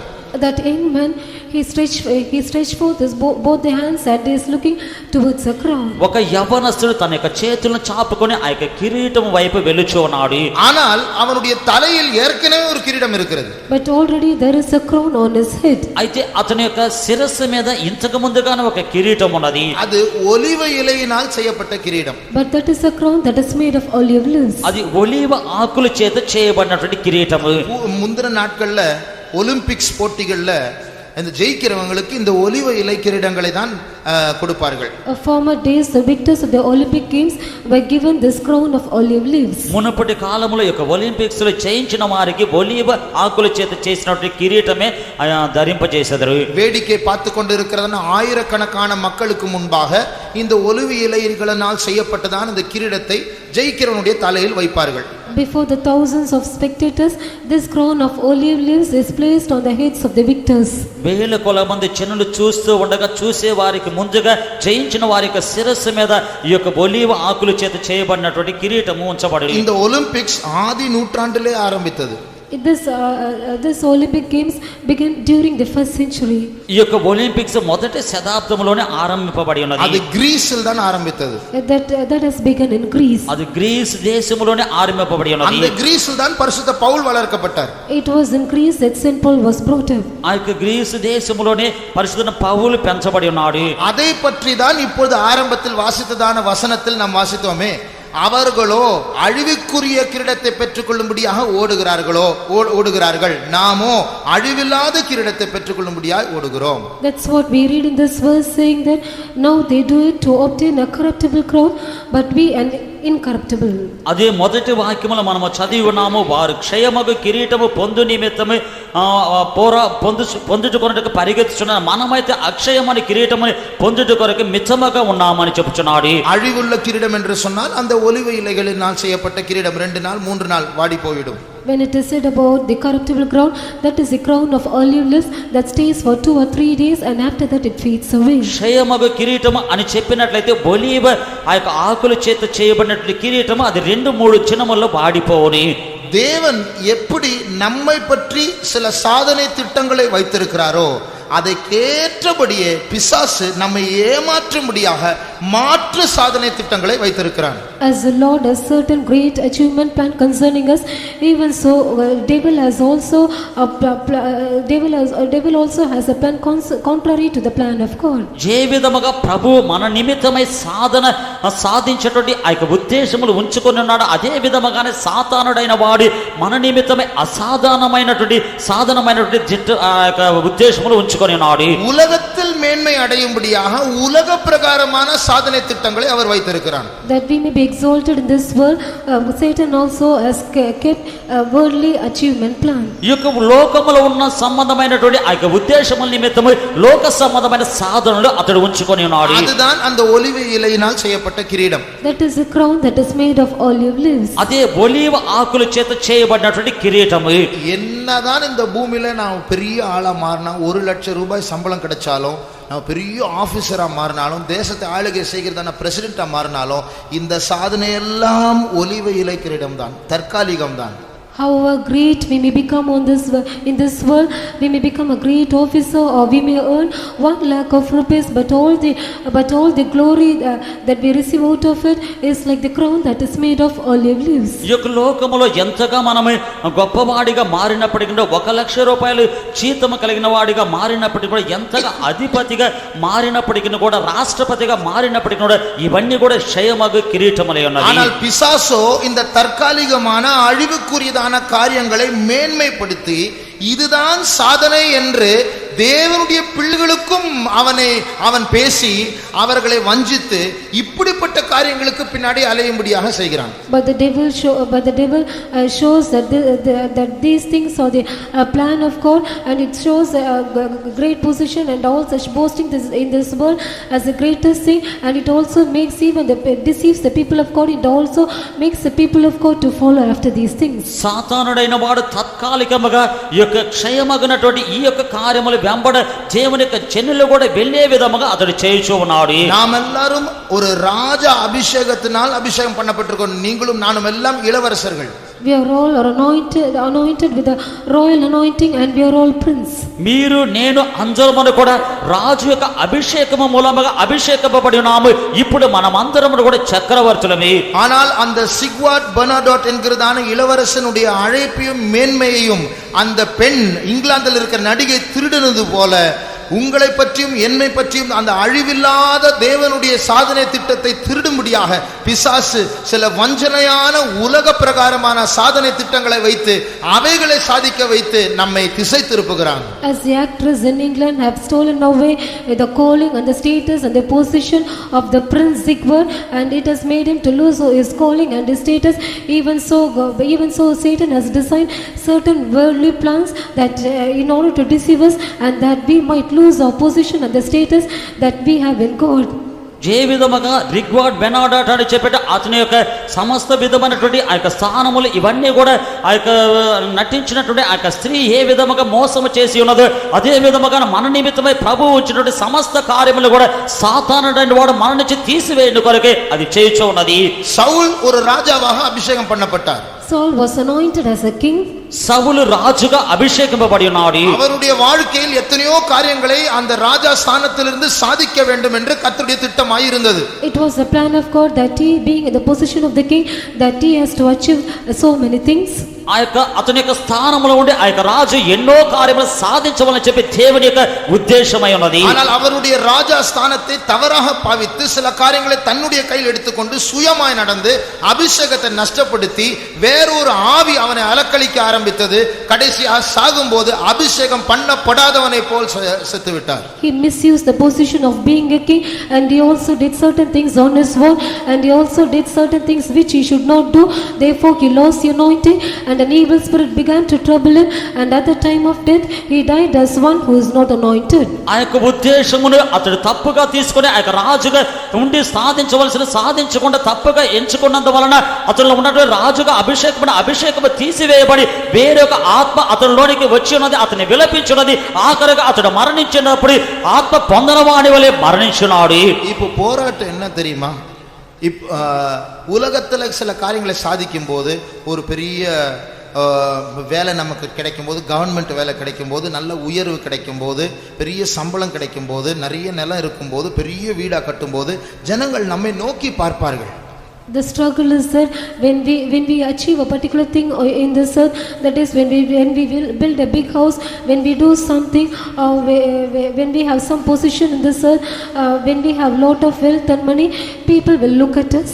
ఈ యొక్క లోకములో మనకి ఏదొక మంచి పని దొరికినప్పుడు, గవర్నమెంట్ పని దొరికిన తర్వాత మనకి హెచ్చింపగలిగినప్పుడు ఈ విధముగా మనమే హెచ్చించేటప్పుడు ఈ యొక్క జనులందరినీ కూడా మనల్ని చూస్తూ ఉన్నారు. ஒரு லேட்டஸ்ட் காரை ஓட்டினா, லேட்டஸ்ட் செல்போனை வச்சா, லேட்டஸ்ட் ட்ரெஸ்ஸை போட்டா ஒரு 10 பேர் நம்ம பார்ப்பாங்க, ஓஹோ இவர் பணக்காரன் போல. When we drive a latest car, when we make use of a latest cell phone, when we put on a latest dress, people will look at us thinking that we are rich. నూతనమైన car కొనుక్కున్నప్పుడు, నూతనమైన cell phone పెట్టుకున్నప్పుడు, నూతనమైన యొక్క దుస్తులు వేసుకున్నప్పుడు ఈయన గొప్పవాడని చెప్పి 10 మంది మనం చూసేదారు. ஆகையால் இந்த உலக பிரகாரமான சாதனை திட்டம் ஒரு அழிவுக்குரிய கிரீடம் ஒளிவில்லை என்று சொன்னாலும் அதுல பார்க்கக்கூடிய ஒரு மேன்மை இருக்கு. மாறாக பொற்கிரீடம் அப்படின்னு சொல்றோம், பரலோகம் சொல்றோம், அதுல மகிமைன்னு சொல்றோம். அதுல யார் பார்த்திருக்கா? எங்க பார்த்திருக்காங்க? Therefore the world's achievement plan is like that of the crown of olive leaves, that is we are able to see it, the glory can be seen, glory is visible. But when we say about an incorruptible crown or about heaven or about godly things, that it is not visible and we have not seen it. క్షయమైనటువంటి కిరీటము దీనిలో దాగి ఉన్నదని మనం చెప్పినప్పటికీ కూడా అది చూసేదానికి ఒక కార్యం ఉన్నది. దాన్ని చూసేది దానికి బదులుగా మనం పరలోకం అని చెప్పి, మహిమ అని చెప్పి, ఈ యొక్క బంగారు కిరీటం ఉన్నదని చెప్పినట్లయితే ఎవరు దాన్ని చూసేదరు? இந்த பூமியில் இருக்கிற சாதனைகள் அது அழிவுக்குரியதா இருந்தாலும் அதை பார்க்கலாம், அதை அனுபவிக்கலாம். ஆனால் பரலோகத்துல எங்கேயோ தூரத்தில் இருக்கிற மகிமைன்னு சொல்லுகிறார்களே, அதை யார் கண்டாங்க? அதனால அது எங்கேயோ இருக்கிறது, அது எப்பொழுதோ கிடைக்க போறது என்று சொல்லி நாம் அதை பற்றி தரிசனம் இல்லாதபடிக்கு இவைகளினால் கிட்ட இருக்கிற உலக சாதனையினால் வஞ்சிக்கப்படுகிறோம். When we say about the achievement in this earth, we are able to see it and we are able to find out. But when we say about heaven and God and the incorruptible crown, we are not able to see it and it is somewhere. Therefore we are not able to achieve it. But the thing that we are able to see, we try and we also take effort to achieve it. ఈ యొక్క లోక సంబంధముగా మనం సాధించినప్పుడు దాన్ని చూడవచ్చును, దాన్ని అనుభవించవచ్చును. అయితే మనము ఆ యొక్క మహిమ అని చెప్పినట్లయితే అది ఎక్కడో ఉన్నది, ఆ యొక్క పరలోకము ఎవరు చూసేదరు అని చెప్పి అన్నట్లుగా ఉండి మనము ఈ యొక్క దీని మూలముగా మనము మోసపరచబడబోచు ఉన్నాము. இஸ்ரவேல் ஜனங்களை இயேசு கடிந்து கொண்டார். The Lord also chastened the children of Israel. ఇశ్రాయేలు జనులను దేవుడు గద్దించినాడు. தெரிந்து கொள்ளப்பட்ட ஜாதி நீங்கள், ஆனால் நித்தியத்துல கிழக்கிலிருந்தும் மேற்கிலிருந்தும் தெற்கிலிருந்தும் வடக்கிலிருந்தும் அநேக புறஜாதியார் தேவனுடைய ராஜ்யத்தை நீங்கள் பார்க்க போகிறீர்கள், நீங்களோ புறம்பே தள்ளப்பட போகிறீர்கள். God said that you are a chosen generation, but in heaven you are going to find many nations coming from east and west and north, but you shall be put behind. దేవుడు చెప్పినాడు, ఏర్పరిచినటువంటి జనులు మీరై ఉన్నారు. అయితే తూర్పు నుంచి, పడమటి నుంచి, ఉత్తరం నుంచి, దక్షిణం నుంచి అనేక మంది అన్య జనులు ఈ యొక్క పరలోక రాజ్యమునకు వచ్చుట మీరు చూసేది.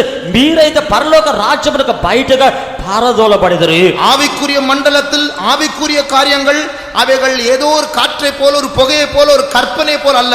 இவைகள் நிஜமானது. அந்த மகிமை நிஜமானது, அந்த ப்ரமோஷன் நிஜமானது. அவைகளை நாம் விட்டு விட்டு உலகத்திற்கு பின்னாடி போனால் அந்த சிக்வாட் பெர்னார்ட் இளவரசனை போல நம்முடைய ஸ்தானத்தை விட்டு இறங்க வேண்டி வரும். When we consider the spiritual realm, it is not something that to be imagined or something like vapor or something like air, but that is the thing that is true and that is visible and that we can see it. But forsaking all these things, if we shall go after the deceivable things of this world, then like Zigmund Bernard will come to a state wherein we lose our status and calling. ఈ యొక్క ఆత్మీక మండలం అని చెప్పినది ఆత్మీక సంబంధమైనవి, ఈ యొక్క మహిమ ఇవన్నీ కూడా అవి నిజమైనవి కానీ భావించవలెను. లేకపోతే ఈ యొక్క సిగ్వాడ్ బెర్నార్డ్ మూలముగా మోసపరచబడినట్లుగా మనము కూడా మోసపరచబడేదవి. நீங்களே யோசிச்சு பாருங்க, ஆண்டவர் இந்த உலகத்தை வெறுத்து அவரே நேசிச்சு பரலோகத்துக்கு போகணும் அப்படின்னு சொல்லி அழைக்கிறாரு. அப்படி அழைக்கிற ஆண்டவர் அங்க பரலோகத்துக்கு போய் நமக்கு ஒரு சலிப்பு வரக்கூடியதான காரியங்களை காட்டுவாரா? நான் என்னமோ நினைச்சேன், பரலோகம் பார்த்தா போர் அடிக்குது என்று சொல்லக்கூடிய விதத்தில் ஆண்டவர் நம்ம ஏமாற்றுவாரா? God decides concerning us that we have to hate this world and we have to follow the Lord, and if we shall follow the Lord in such a way, after going to heaven, will He show us those things in heaven from which we get vexed? ఈ యొక్క లోకమును ద్వేషించి మీరు పరలోకము రండి అని చెప్పి ప్రభువే చెప్పినాడు. ఆ యొక్క పరలోకమునకు వెళ్ళిన తర్వాత మనకు అలసట చెందే విధముగా ఆయన చేయునా, నేను ఏదో అనుకున్నాను, పరలోకము ఈ విధముగా ఉండును అనుకున్నాను, ఏ విధముగా ఉన్నదే అని చెప్పి ఆయన మనల్ని మోసపరచునా?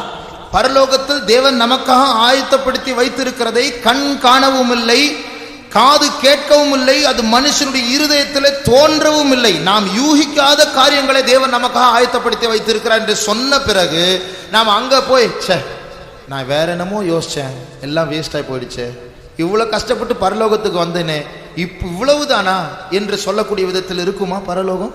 I had not seen nor hear nor appeared in the heart of man the things which the Lord has prepared for us in heaven. After seeing all these things, and if you go to heaven and if you see those things in heaven, will you be able to say, I thought something the Lord has kept for me, but only such things are found? Will we say will we look at all those things and will we say in such words of excitation? పరలోకములో సిద్ధపరచబడినవి కన్నులు చూడలేదు, చెవుల ద్వారా వినబడలేదు, హృదయమునకు గోచరము కానటువంటి కార్యములను చెప్పిన తర్వాత మనం పరలోకమునకు వెళ్ళిన తర్వాత పరలోకమే అయ్యో నేను ఏదో తలంచుకుంటుని అన్నిటిని వ్యర్థపరిచితిని అనే విధముగా పరలోకం ఉండునా? பரலோக ராஜ்யம் ஒரு முத்து வியாபாரிக்கு ஒப்பாய் இருக்கிறது என்று இயேசு சொன்னார். Jesus said the kingdom of heaven is compared to the seller of pearl. పరలోక రాజ్యమును ముత్యములు అమ్ముచున్నటువంటి వ్యాపారికి సాదృశ్యముగా ఉందని యేసు చెప్పినాడు. அந்த முத்து வியாபாரிக்கு अनेक முத்துக்கள் ஏற்கனவே உண்டு. The seller of pearl, he had so many pearls. ముత్యములు వ్యాపారము చేసేటువంటి వ్యాపారికి అనేకమైన ముత్యములు ఉన్నవి. ஆனால் ஒரு நாள் ஒரு விலை உயர்ந்த ஒரு முத்தை அவர் கண்டார். But one day he found a costly pearl. ఒక దినమందు విలువైనటువంటి ముత్యమును ఆయన కనుగొని ఉన్నాడు.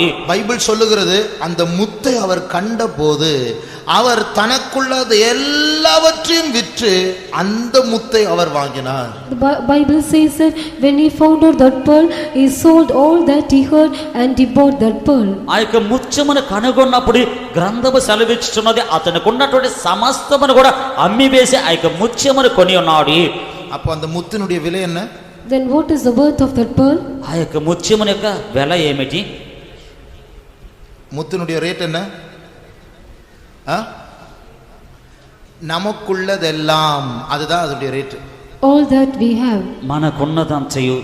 அப்போ அந்த முத்து வியாபாரி அந்த பெரிய முத்தை கண்ட உடனே அவருக்கு இருந்ததான சிறிய முத்துக்களை விற்று, அவருடைய வீட்டை விற்று, அவருடைய பொருட்களை விற்று, அவருடைய சொத்தை விற்று, எல்லாவற்றையும் தனக்குள்ளது எல்லாவற்றையும் விற்று எனக்கு அந்த முத்து தான் வேண்டும் என்று சொல்லி அதை வாங்குகிறார். When the seller of that pearl found out that pearl, he sold all that he had, that is all the small pearls and all his house and all his wealth, and he bought that pearl. ముత్యములు వ్యాపారము చేసి ఆ యొక్క ముత్యముల వ్యాపారి అయిన వాడు అతనికి ఉన్నటువంటి చిన్న ముత్యములన్నీ సమస్తమని కూడా అమ్మివేసి తనకున్న సమస్తమని కూడా అమ్మివేసి ఆ యొక్క ముత్యము మాత్రమే నాకు కావాలని చెప్పి కొని ఉన్నాడు. அப்படி என்றால் இந்த தேவன் நமக்கு தருகிறதான அவருடைய ராஜ்யம் அது நம்முடைய பூமியில் இருக்கிற எல்லா சாதனைகளை பார்க்கலும், எல்லா மேன்மைகளை பார்க்கலும், எல்லா வசதிகளை பார்க்கலும், எல்லா சந்தோஷங்களை பார்க்கலும் அதுதான் மேன்மையானது.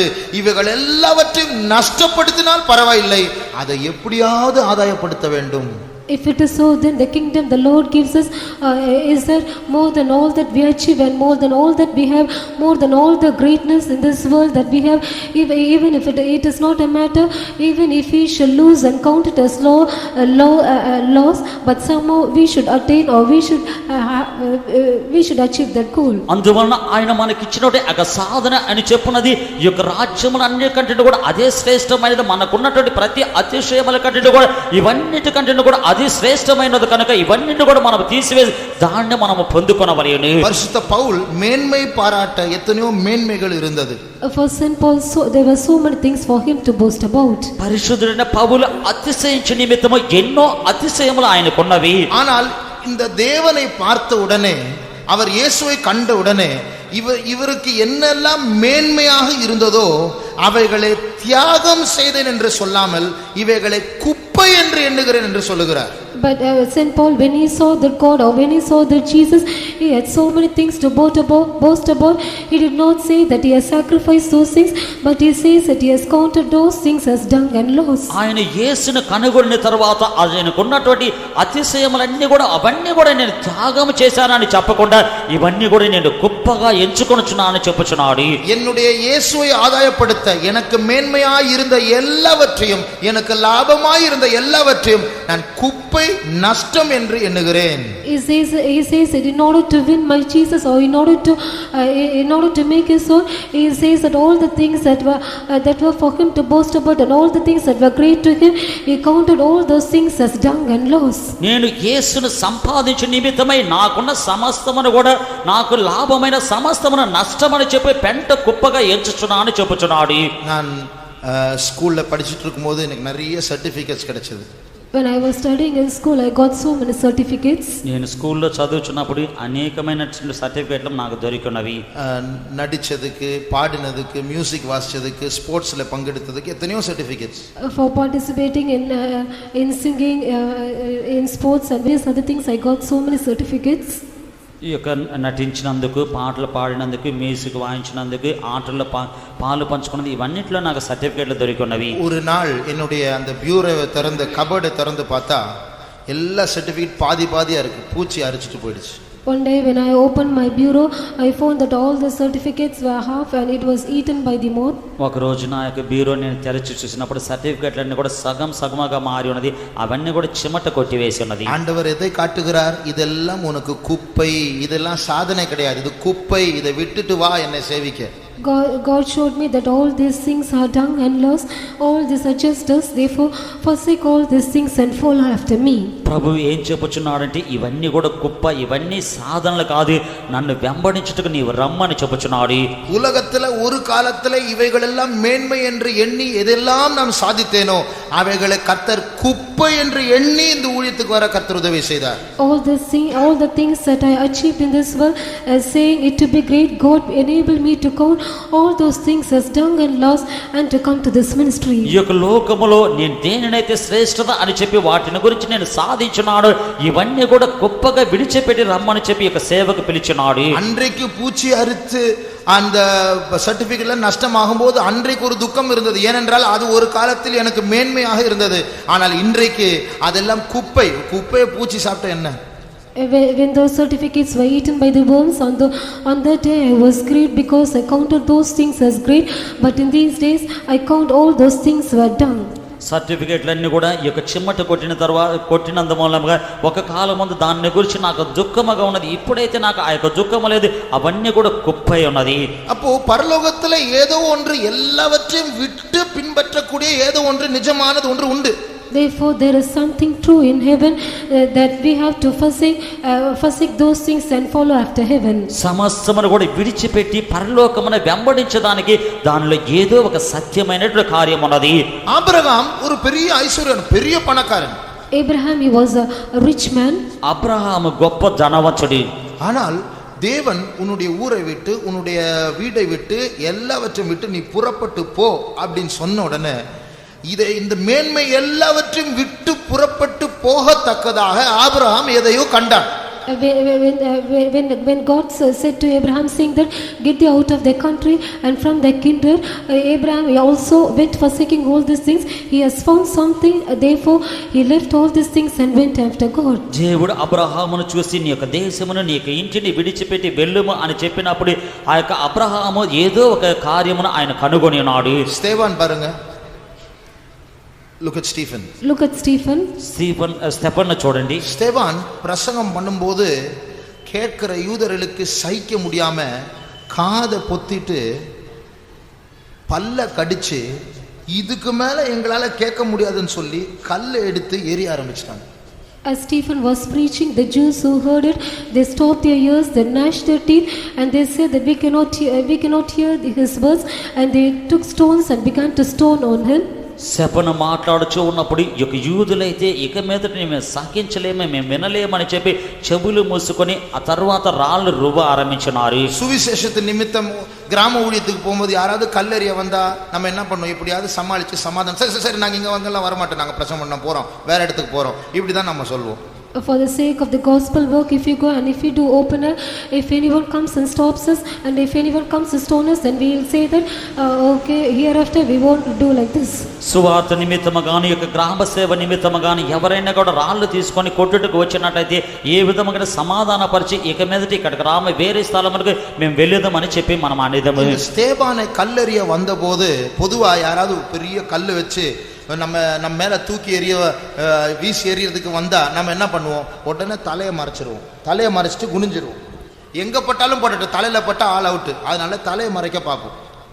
Generally, if anyone come to stone us, then we'll try to cover our head and we just hide, because if stone falls on our head, then that is dangerous. Stephen మీద రాళ్ళు రువ్విన విధముగా మన మీద ఎవరైనా కూడా రాళ్లతో కొట్టుడు కొరక ఆ రాళ్ళు తీసుకొని విసిరినట్లయితే మనం ఏం చేసేదామో మన యొక్క తలను మనం ఆ యొక్క చేతులతో కప్పుకొని వంగేదాము. ఎందు నిమిత్తం అంటే తల మీద కొట్టినట్లయితే మనిషి చనిపోవనని చెప్పి బైబిల్లో சொல்லிருக்கு. இந்த ஜனங்கள் ஒரு ஆள் ரெண்டு ஆள் இல்ல, ஒரு கும்பலே வந்து கல் எடுத்து எறியறாங்க. அந்த நேரத்துல ஸ்தேபான் முட்டில நின்னு வானத்தை பார்த்து நான் தேவனுடைய மகிமையை காண்கிறேன் என்று சொல்லுகிறார். It is written in the word of God that not one or two came to stone him, but a group of people, they came to stone him. But it is written in the word of God that he knelt down and he looked towards heaven and he saw the glory of God. గ్రంథములో చెప్పబడి ఉన్నది, ఈ యొక్క స్తెఫనుకు విరోధముగా ఒకరు ఇద్దరు కాదు కానీ జన సమూహములు రాళ్లతో కొట్టుటకు వచ్చినప్పుడు ఈ యొక్క స్తెఫను మోకాళ్ళు ఊని ఆయన పైన చూసి దేవుని యొక్క మహిమను చూస్తున్నానని చెప్పి ఉన్నాడు. అపోస్తలర్ 7వ అధ్యాయం 57వ వచనத்திலிருந்து వాసిపోం.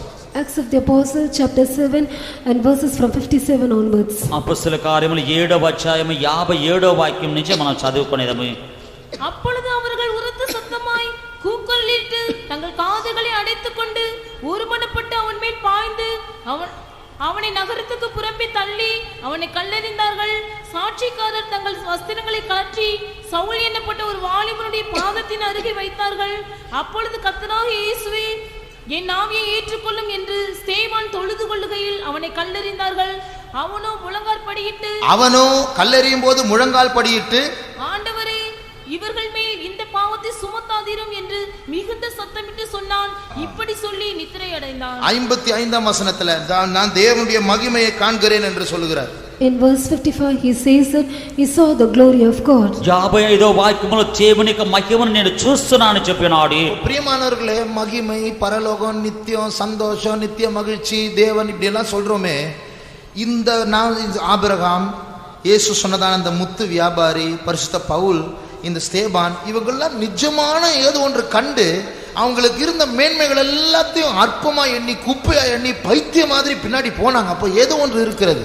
Beloved, we say the heaven, the glory of God and such things, but when we consider Abraham, then St. Paul, then Stephen, the seller of the pearl, they all forsook all the things and went towards heaven because they have found out something real, something real. ప్రియమైన వారులారా, మనము ఈ యొక్క పరలోకము మహిమ అని చెప్పి నిత్య సంతోషం అని చెప్పి ఏదో ఒకటి మనం చెప్పుచునే ఉన్నామే. అదే విధముగానే ఈ యొక్క అబ్రహాము, ఈ యొక్క అపోస్తలుడైన పౌలు, స్తేఫను ఏదో ఒక కార్యము, నిజమైనటువంటి కార్యమును చూసి ఆయన వారి ఈ విధంగా చేస్తున్నారు. இந்த தரிசனம் நமக்கு வராதபடிக்கு, கிடைக்காதபடிக்கு, ஸ்தேவான் கண்டதையும் பவுல் கண்டதையும் ஆபிரகாம் கண்டதையும் நாம் பார்க்காதபடிக்கு நமக்கு அந்த தரிசனம், ஆவிக்குரிய தரிசனம் இல்லாததனால இந்த உலகத்தின் மேன்மைகள் நமக்கு மேன்மையாக தெரிகிறது. Because we do not have the vision like that of Saint Paul and Abraham and Stephen, we consider the things of this world to be great. Abraham, పౌలు, ఈ యొక్క స్తేఫను ఈ విధముగా చూసినట్టు ఆ యొక్క దర్శనం మనం కనుగొనకుండా మనకు దర్శనం లేని వారమై ఈ యొక్క లోకములో ఏదో ఉన్నదని మనం లోకమును వెంబడించుచున్నాము. ஆகையால் நம்முடைய தேவன் நம்மை ஏமாற்ற மாட்டார். Therefore our God will not cheat us. అందువల్ల మన యొక్క దేవుడు మనల్ని మోసపరచడు. உண்மையாக சொல்ல போனால் ஒரு பரிசுத்தவான் இப்படி சொன்னால், தேவன் நம்மை பற்றி வரைந்திருக்கிற திட்டம் நம்முடைய சிந்தனையில் நம்மால யூகிக்க முடியாத நம்முடைய எல்லா கனவுகளை பார்க்கலும் மேன்மையானது. It's greater than your wildest dreams அப்படின்னு சொன்னார். Truly, as saint has said, the plan of God concerning us is something beyond our imagination, and it is greater than the widest plan. ఇప్పుడు దేవుడు మన నుంచి మనను కూర్చున్నట్టు ఉంచినట్టు ఆ యొక్క సంకల్పం, ఆయన రూపించినట్టు సంకల్పం అనేది మనకు తెలియనటువంటి మన యొక్క కళల కంటే కూడా ఎక్కువైనటువంటి ఆ యొక్క కార్యమై ఉంటూ ఉన్నది. பாஸ்டர் டி தாமஸ் இருக்கும்போது பரலோகத்துல வாழ்க்கை எப்படி, how is life in heaven என்கிறதன் தலைப்பில் 5 நாட்கள் பைபிள் ஸ்டடி நடந்தது இரும்புலியூரில். When Pastor T.U. Thomas was there, a Bible study was conducted in Irumbuliur under the heading How is Life in Heaven. Pastor T.U. Thomas గారు ఉన్నప్పుడు పరలోకములో మనుషునికి జీవితం ఎలాగని చెప్పి 5 దినములు బైబిల్ పాఠములు జరపబడి ఉన్నది. நாம பொதுவா இயேசுவை பார்க்கும்போது நீங்க என்ன செய்வீங்க அப்படின்னு கேட்டா நாம என்ன சொல்லுவோம்? ஓடி போய் முத்தம் பண்ணுவோம், அவரை கட்டி பிடிப்போம், அவரை கை குலுக்குவோம், அவரை வாழ்த்துவோம், துதிப்போம், உயர்த்துவோம், இப்படி எல்லாம் சொல்லுவோம். ஆனா பாஸ்டர் வேற விதத்துல சொன்னார். Generally, when someone asks us saying that when you see Jesus, firstly what you will do, we will say that we'll kiss him, then we'll fall at his feet, then we'll embrace him, we'll do so many things when we see Jesus. పరలోకములో మీరు యేసును చూసినట్లయితే మీరు ఏం చేయదురా అని చెప్పినట్లయితే మేము పరిగెత్తి వెళ్ళేదము, ఆయన కౌగులించుకునేదము, ముద్దు పెట్టడము, ఈ విధముగా ఆహ్వానించదము, ఈ విధంగా ఏదో చెప్పినాడు. అయితే ఈ యొక్క పాస్టర్ గారు వేరే ఏదో ఒకటి చెప్పినాడు. நித்தியத்துல போய் இயேசுவை பார்க்கும்போது நாம் போய் உடனே ஓடி போய் கட்டி பிடிக்க மாட்டோமா? இருக்கிற இடத்துல அவரை பார்த்த உடனே இருக்கிற இடத்துல கை கால் ஒன்றும் ஓடாது. அப்படி நிற்கிற இடத்துல நின்று ஆச்சரியத்தில் அப்படியே பிரமிச்சு போய் முறைச்சு பார்த்து ஒரு 1000 வருஷமாவது அப்படியே பார்த்துட்டே இருப்போம். அவர் அவ்வளோ பெரிய, அவ்வளோ மேன்மையானவர், அவ்வளோ அழகானவர். When we go to eternity and see Jesus, we will not go and just embrace him immediately, but will stand like that and gaze at him and just look towards him because he is so great and he is so wonderful. At least for 1000 years we'll be just looking unto him. పరలోకంలోనికి వెళ్ళి మనము ఆ విధముగా పరిగెత్తుకొని వెళ్ళి ఆయన కౌగులించుకుని ఈ విధముగా చేయము. ఆయన పరలోకంలోనికి వెళ్ళి యేసు వైపు చూసి 1000 సంవత్సరమైన కూడా ఆయన అదే విధముగానే వింతగా మనము చూసేదము. యేసు అంత శ్రేష్టమైన వాడు. அந்த 1000 வருஷமும் வாயில ஒரு வார்த்தையும் வராது, என்ன சொல்லணும்னே தெரியாது, அவ்வளவு அழகானவர், அவர் வார்த்தைக்கு மிஞ்சினவர். For 1000 years we will not know what to tell about him because he is beyond all our words, beyond description. Therefore we will not have any words to describe him. ఆయన 1000 సంవత్సరములు కూడా మన యొక్క నోటిలో నుంచి ఏదో ఒక మాట కూడా రాదు. అదే విధముగానే అంత సౌందర్యమైన వాడు, అంత శ్రేష్టమైన వాడు. கல்கத்தாவுக்கு நான் போகும்போது ஒரு வாலிபன், நம்முடைய சபையை சேர்ந்ததான ஒரு வாலிபனை நான் சந்தித்தேன். When we went to Calcutta, I met a youth who goes to our assembly. కల్కట్టాకు వెళ్ళినప్పుడు మన యొక్క సంఘమును చెందిన యవ్వనస్తుని నేను సంధించున్నాను. அவருக்கு இந்தோனேஷியா என்கிறதான நாட்டுல நல்ல ஒரு வேலை கிடைச்சது. He got a good job in Indonesia. Indonesia అని చెప్పే దేశంలో అతనికి మంచి ఉద్యోగము దొరికినది. நல்ல சம்பளம். He had a good salary. మంచి జీతము. ஆனா ஒண்ணே இல்ல, அங்க சபை இல்ல. But one thing he lacked, that is he had no church there. అయితే ఒకటి లేదు, అక్కడ సంఘం లేదు. அவர் சொன்னார், என்னுடைய ஆவிக்குரிய ஜீவித்தை நஷ்டப்படுத்தி ஆண்டவரை தொழுது கொள்ளாம இவ்வளவு சம்பளத்துக்கு என்ன பிரயோஜனம்? அதனால நான் இவ்வளோ கஷ்டப்பட்டு பாஸ்போர்ட் வாங்கினேனே, வீசா வாங்கினேன், இவ்வளோ கஷ்டப்பட்டு வேலை இருக்குதுன்னு சொல்லிட்டு கொஞ்ச நாள் இருந்துட்டு வரேன்னு சொல்லாமல் 1 மாதத்தில் திருப்பி வந்துட்டார். இப்போ இங்கே வந்த பிறகு குறைவான சம்பளத்துக்கு இங்கே வேலை செஞ்சுட்டு இருக்கிறார். Losing my spiritual life and without having any gathering and without any spiritual experiences, he decided not to go there and to earn. Therefore he went there and he stayed for 1 month and he returned back, and now he is working here for less salary. అక్కడికి వెళ్ళిన తర్వాత ఆత్మీక జీవితం నష్టపరిచే ఆరాధింపకుండా ఏమీ ప్రయోజనం అని చెప్పి ఆయన ఈ యొక్క పాస్పోర్ట్ని, ఈ యొక్క వీసాని ఇంతగా నేను ఖర్చు పెట్టి తీసుకున్నాను, అందువల్ల కొంతకాలం గడిచిన తర్వాత నేను వచ్చేదని చెప్పకుండా ఒకే మాసంలో ఆయన తిరిగి వచ్చినాడు. ఇక్కడికి వచ్చిన తర్వాత తక్కువ జీతంలో ఆయన ఉద్యోగం చేయుచున్నాడు. கஷ்டப்பட்டு ஆண்டவர் பரலோகத்தை விட்டு நம்மேல் பைத்தியமாய் இருந்து பூமிக்கு வந்து சிறு பிள்ளையாய் பிறந்து எத்தனையோ பாடுகளை சைத்து சிலுவையில் அறையப்பட்டு பின்பும் இந்த நூற்றாண்டுல இந்த கடைசி நாட்களில் நம்மையும் துரத்தி நம்மை ஆதாயப்படுத்தி இந்த சபைக்கு கொண்டு வந்து ஞானஸ்நானத்தை எடுக்க வச்சு அபிஷேகம் பண்ணப்பட்ட பிறகு பெரிய பிளானோடு எதிர்பார்ப்போடு நமக்காய் காத்திருக்கிறார். நாமும் உலகத்துல சில காரியங்களை சாதிக்க போகும்போது அது ஆண்டவரை ஏமாற்றுகிறது மாதிரி. With much difficulty Jesus came to this world. He was born as a child. He endured various sufferings and he also died on the cross, and he is also in heaven, and he has given his life for us that we might achieve something. But and now also he is taking effort to follow after us, and somehow we might become like him. But forsaking all these things, if we just go after this world and if we decide to achieve something in this world, then that is the thing that is to deceive us. యేసుప్రభు పరలోకం నుంచి కష్టపడి ఆయన దిగి వచ్చి ఇక్కడ మన నిమిత్తమై మన మీద ఆయన వెర్రివాడి వలె దిగి వచ్చి ఆయన యొక్క ప్రాణమును కల్వారి సిలువలో పెట్టి తర్వాత ఈ యొక్క శతాబ్దములో కూడా ఆయన మనల్ని వెంబడించి పట్టుకొని ఇక సంఘములోనికి తీసుకొని వచ్చి మనల్ని ఉంచినప్పటిని కూడా మనము దాన్ని అనుకొనకుండా ఏదో ఒక దాన్ని వెదకి మనం వెళ్ళుచూ ఉన్నాము. இந்த உலகத்தில் ஒரு மேன்மை உண்டு, இந்த உலகத்தில் ஒரு மகிமை உண்டு, அதை மறுக்க முடியாது. There is a greatness in this world and there is also a glory. We cannot deny it. ఈ యొక్క లోకములో కూడా లోక సంబంధమైన అతిశయం ఉన్నది, లోక సంబంధమైనటువంటి శ్రేష్టత ఉన్నది, అయినప్పటికీ కూడా దాన్ని లేదని చెప్పలేము. ஆனால் உண்மை என்னவென்றால் தேவன் நமக்காக வைத்திருக்கிறதான அந்த மேன்மை, அந்த மகிமைக்கு முன்பாக இந்த பூமிக்குரிய மகிமை வெட்கப்பட்டு வணங்கும். But the true thing is that before the glory and before the greatness the Lord has kept for us, the glory of this world shall bow in shame before it. అయితే మనం ఆ నిజం ఏమిటంటే చెప్పినట్లయితే దేవుడు మన నిమిత్తమైనటువంటి అతిశయముని ఆ యొక్క మహిమకు ముందుగా ఈ యొక్క లోకములో ఉన్న అతిశయముని, ఈ యొక్క లోకములో ఉన్న మహిమను కూడా సిగ్గుపడిపోవని. ஆகையால் நாம் ஆண்டவரிடத்தில் கேட்க வேண்டிய கேள்வி, ஆண்டவரே நான் ஏன் பிறந்தேன்? Therefore the question that we have to ask the Lord is that, Lord, why am I born? అందువల్ల మనం ప్రభువు యొద్ద అడగవలసిన ఒక ప్రశ్న ఏమిటంటే, ప్రభువా నేను ఎందుకు జన్మించినాను? எனக்காக நீ ரத்தம் சிந்தி என்னை ரட்சித்து அபிஷேகத்தை இந்த சபைக்கு கொண்டு வந்த நோக்கம் என்ன? Lord, what is the purpose that you have shed your blood and you have saved us and given me the Holy Spirit, and what is the purpose for you having brought me to this church? నీవు నా నిమిత్తమై రక్తము కార్చి నన్ను రక్షించి యొక్క సంఘమునకు తీసుకొచ్చినటువంటి ఉద్దేశం ఏమిటి? உலக பிரகாரமான காரியங்களை சாதிக்கவா? To do the world achievement plan? లోక సంబంధమైనటువంటి కార్యములు సాధించు నిమిత్తమా? நான் ஒரு காத்திருப்பு கூட்டத்தில் ஒரு காரியத்தை சொன்னேன், என் ஞாபகம் வருகிறது. I remember a thing that I mentioned in a tarrying meeting. నేను ఒక కనిపెట్టి కూటములో ఒక కార్యమును చెప్పినాను, నాకు జ్ఞాపకం వచ్చుచున్నది. ஒரு மனுஷன் ஒரு பாம்பை விழுங்கி அந்த பாம்பை அவர் வாய் வழியாக உள்ள நுழைய வைத்து மூக்கு வழியாக வெளியே கொண்டு வந்தார். A man is swallowed a snake and he swallowed out through his mouth and he made the snake to come out of his nose. ఒక మనుషుడు పామును నోటి ద్వారాగా మింగి అది ముక్కు ద్వారాగా బయటకు తీసుకొని వచ్చాడు. அந்த பாம்பு ஒரு 15 அடி இருக்கும் நீளம். That snake is 15 feet long. ఆ యొక్క పాము ఆ పొడవు 15 మీటర్లు ఉంటుంది. அதுல ஒரு 3-4 அடியாவது உள்ள போயிருக்கும். அவ்வளவு வெளியே இழுத்து இந்த மூக்கு வழியா வெளியே வந்த பிறகு அங்கங்கே வளைஞ்சு கடைசியில் இங்க நிக்குது. At least 3 or 4 feet to go inside and finally it stood above his head. ఆ యొక్క పాము 4-5 అడుగులు అయినప్పటికీ కూడా ఆ యొక్క లోపలికి పోయి ఉన్న తర్వాత అవన్నీ కూడా వంకలు తిరుక్కొని పక్క ముక్కులోనికి వచ్చున్నది. இது உங்களால செய்ய முடியுமா? Can you do this? ఇది మీ వలన చేయగలరా?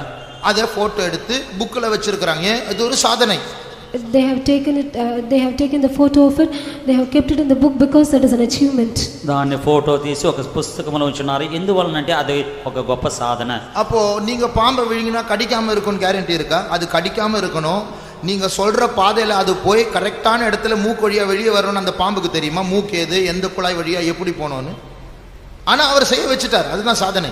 He made the snake to go inside, and finally he made also the snake to come through his mouth, and he has done it. Therefore, that is an achievement.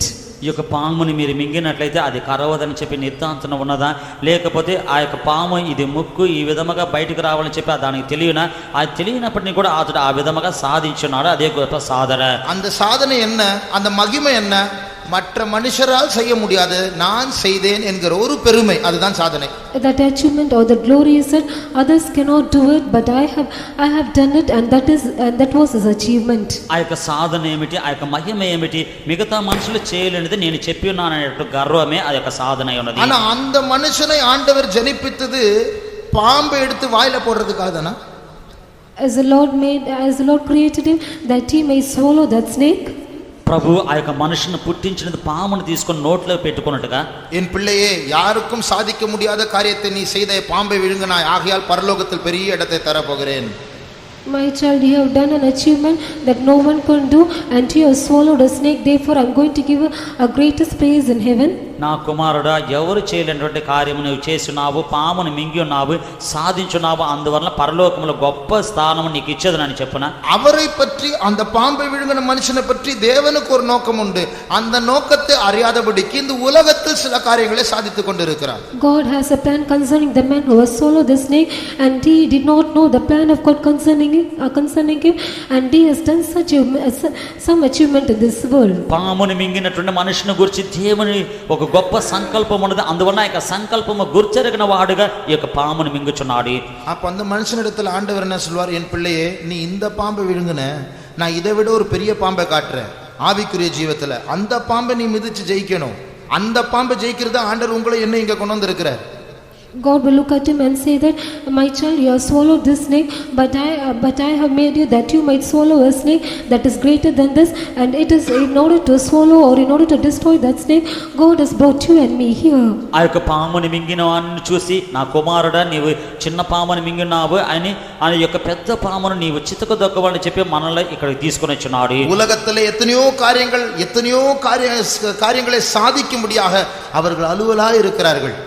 There are so many who are busy in doing so many achievements in this world. ఈ యొక్క లోకములో ఎన్నో కార్యములను ఆ కార్యములను సాధించిన నిమిత్తమై వారు తొందరపడుచున్నారు. நீங்களும் நானும் அதை மேன்மை என்று எண்ணக்கூடாது. You and I should not consider it to be great. మీరు నేను దాన్ని శ్రేష్టత అని చెప్పి ఎంచకూడదు. வேற ஒன்றை சாதிக்கும்படியாக நாம் பிறப்பிக்கப்பட்டிருக்கிறோம். We are born in order to achieve something. వేరే ఒకటి మనము సాధించిన నిమిత్తమై మనము జన్మింపబడి ఉన్నాము. அதை நாம் அடையாமல் போனால் நம்முடைய வாழ்க்கையிலே பெரிய நஷ்டம் அதுதான். If we do not attain it, then that is a great loss in our life. మనము దాన్ని పొందకపోయినట్లయితే మన యొక్క జీవితంలో గొప్ప నష్టమే అదే ఉండును. C.S. லூயிஸ் என்கிறதான தேவனுடைய மனுஷன் இப்படி சொன்னார். A man of God called C.S. Lewis, he has said like this. C.S. Lewis అనేటువంటి ఆ యొక్క దైవజనుడు ఈ విధముగా చెప్పినాడు. அவர் ஒரு தத்துவபூர்வமா சில காரியங்களை சொன்னா, அதை சிம்பிளாக நான் சொல்லுகிறேன், மாற்றி சொல்லுகிறேன். He has said some philosophically, he made some statements. He has made some statement philosophically, but I will tell it in brief. కొన్ని తత్వమైనటువంటి కార్యములు ఆయన చెప్పి ఉన్నాడు. దాన్ని మార్చి నేను ఈ విధముగా ఇప్పుడు చెప్పుచున్నాను. ஒரு உலகத்திலே பெரிய ஐஸ்வர்யவானை எடுத்துக்கொள்வோம். Let us consider a rich man in this world. లోకములోనే గొప్ప ధనవంతుని తీసుకునేదాము. எல்லாரை விட அவருக்கு தான் நிறைய பணம் இருக்கு. He has more money than all the others. అందరికంటే కూడా ఆయన యొద్ద ఎక్కువ డబ్బులు ఉన్నవి. அவருடைய இருதயத்துல எப்படி ரொம்ப சந்தோஷமா இருப்பார், ஒரு திருப்தி இருக்கும், ஒரு மேன்மை இருக்கும், ஒரு பெருமை இருக்கும். He'll be happy within his heart. He'll be satisfied fully, and he will consider himself to be great. ఆయనకు హృదయంలో సంతోషం ఉండును, అతిశయం ఉండును, తృప్తి ఉండును, యొక్క గర్వం ఉండును. ఒలింపిక్స్ல 100 மீட்டர்ஸ் ரேஸ்ல ஃபர்ஸ்ட் பிரைஸ் வாங்கின அந்த மனுஷனை எடுத்துக்கொள்வோம். Let us consider the man who has obtained first prize in the Olympic Games. ఈ యొక్క ఒలింపిక్ యొక్క పరుగు పందెములో 100 మీటర్లు పరిగెత్తినటువంటి ఆ యొక్క జయించిన మనిషిని తీసుకునేదము. உலகத்திலே எல்லாரை விட வேகமாக ஓடக்கூடியவன் நான் தான் என்கிறதான ஒரு திருப்தி, ஒரு சந்தோஷம், ஒரு பெருமை இருக்கும். He'll have a satisfaction and a joy that he is the fastest runner in this world. లోకములో ఉన్న వారి అందరికంటే కూడా వేగముగా పరిగెత్తే వారిని నేనే అని చెప్పి ఒక సంతోషమును, తృప్తి, గర్వముడుని. உலகத்திலே ரொம்ப அழகான ஒரு ஆணையோ ஒரு பெண்ணையோ மிஸ்டர் யூனிவர்ஸ், மிஸ் யூனிவர்ஸ் எடுத்துக்கொள்வோம். Let us consider the Miss Universe in this world. ఈ యొక్క లోకములోనే సౌందర్యముగా అందముగా ఉన్నటువంటి ఆడమగ ఎవరన్నా కూడా తీసుకునేది. என்னை போல அழகானவர்கள் யாரும் இல்லை என்கிறதான பெருமை, சந்தோஷம் இருக்கும் அவர்களுக்கு. They will have a joy and satisfaction saying that there is no one beautier than them. నాకంటే కూడా అందమైన వారు ఎవరు లేరని చెప్పే సంతోషము వారిలో ఉండును. இது 3 பேர். These 3 persons. ముగ్గురు మనుషులు. இப்போ நாலாவது ஒரு ஆளை கொண்டு வருவோம். Let us consider the 4th person. నాలుగవదిగా ఒక మనిషిని తీసుకొని వచ్చేదాము. ரொம்ப ஏழையான ஆள்.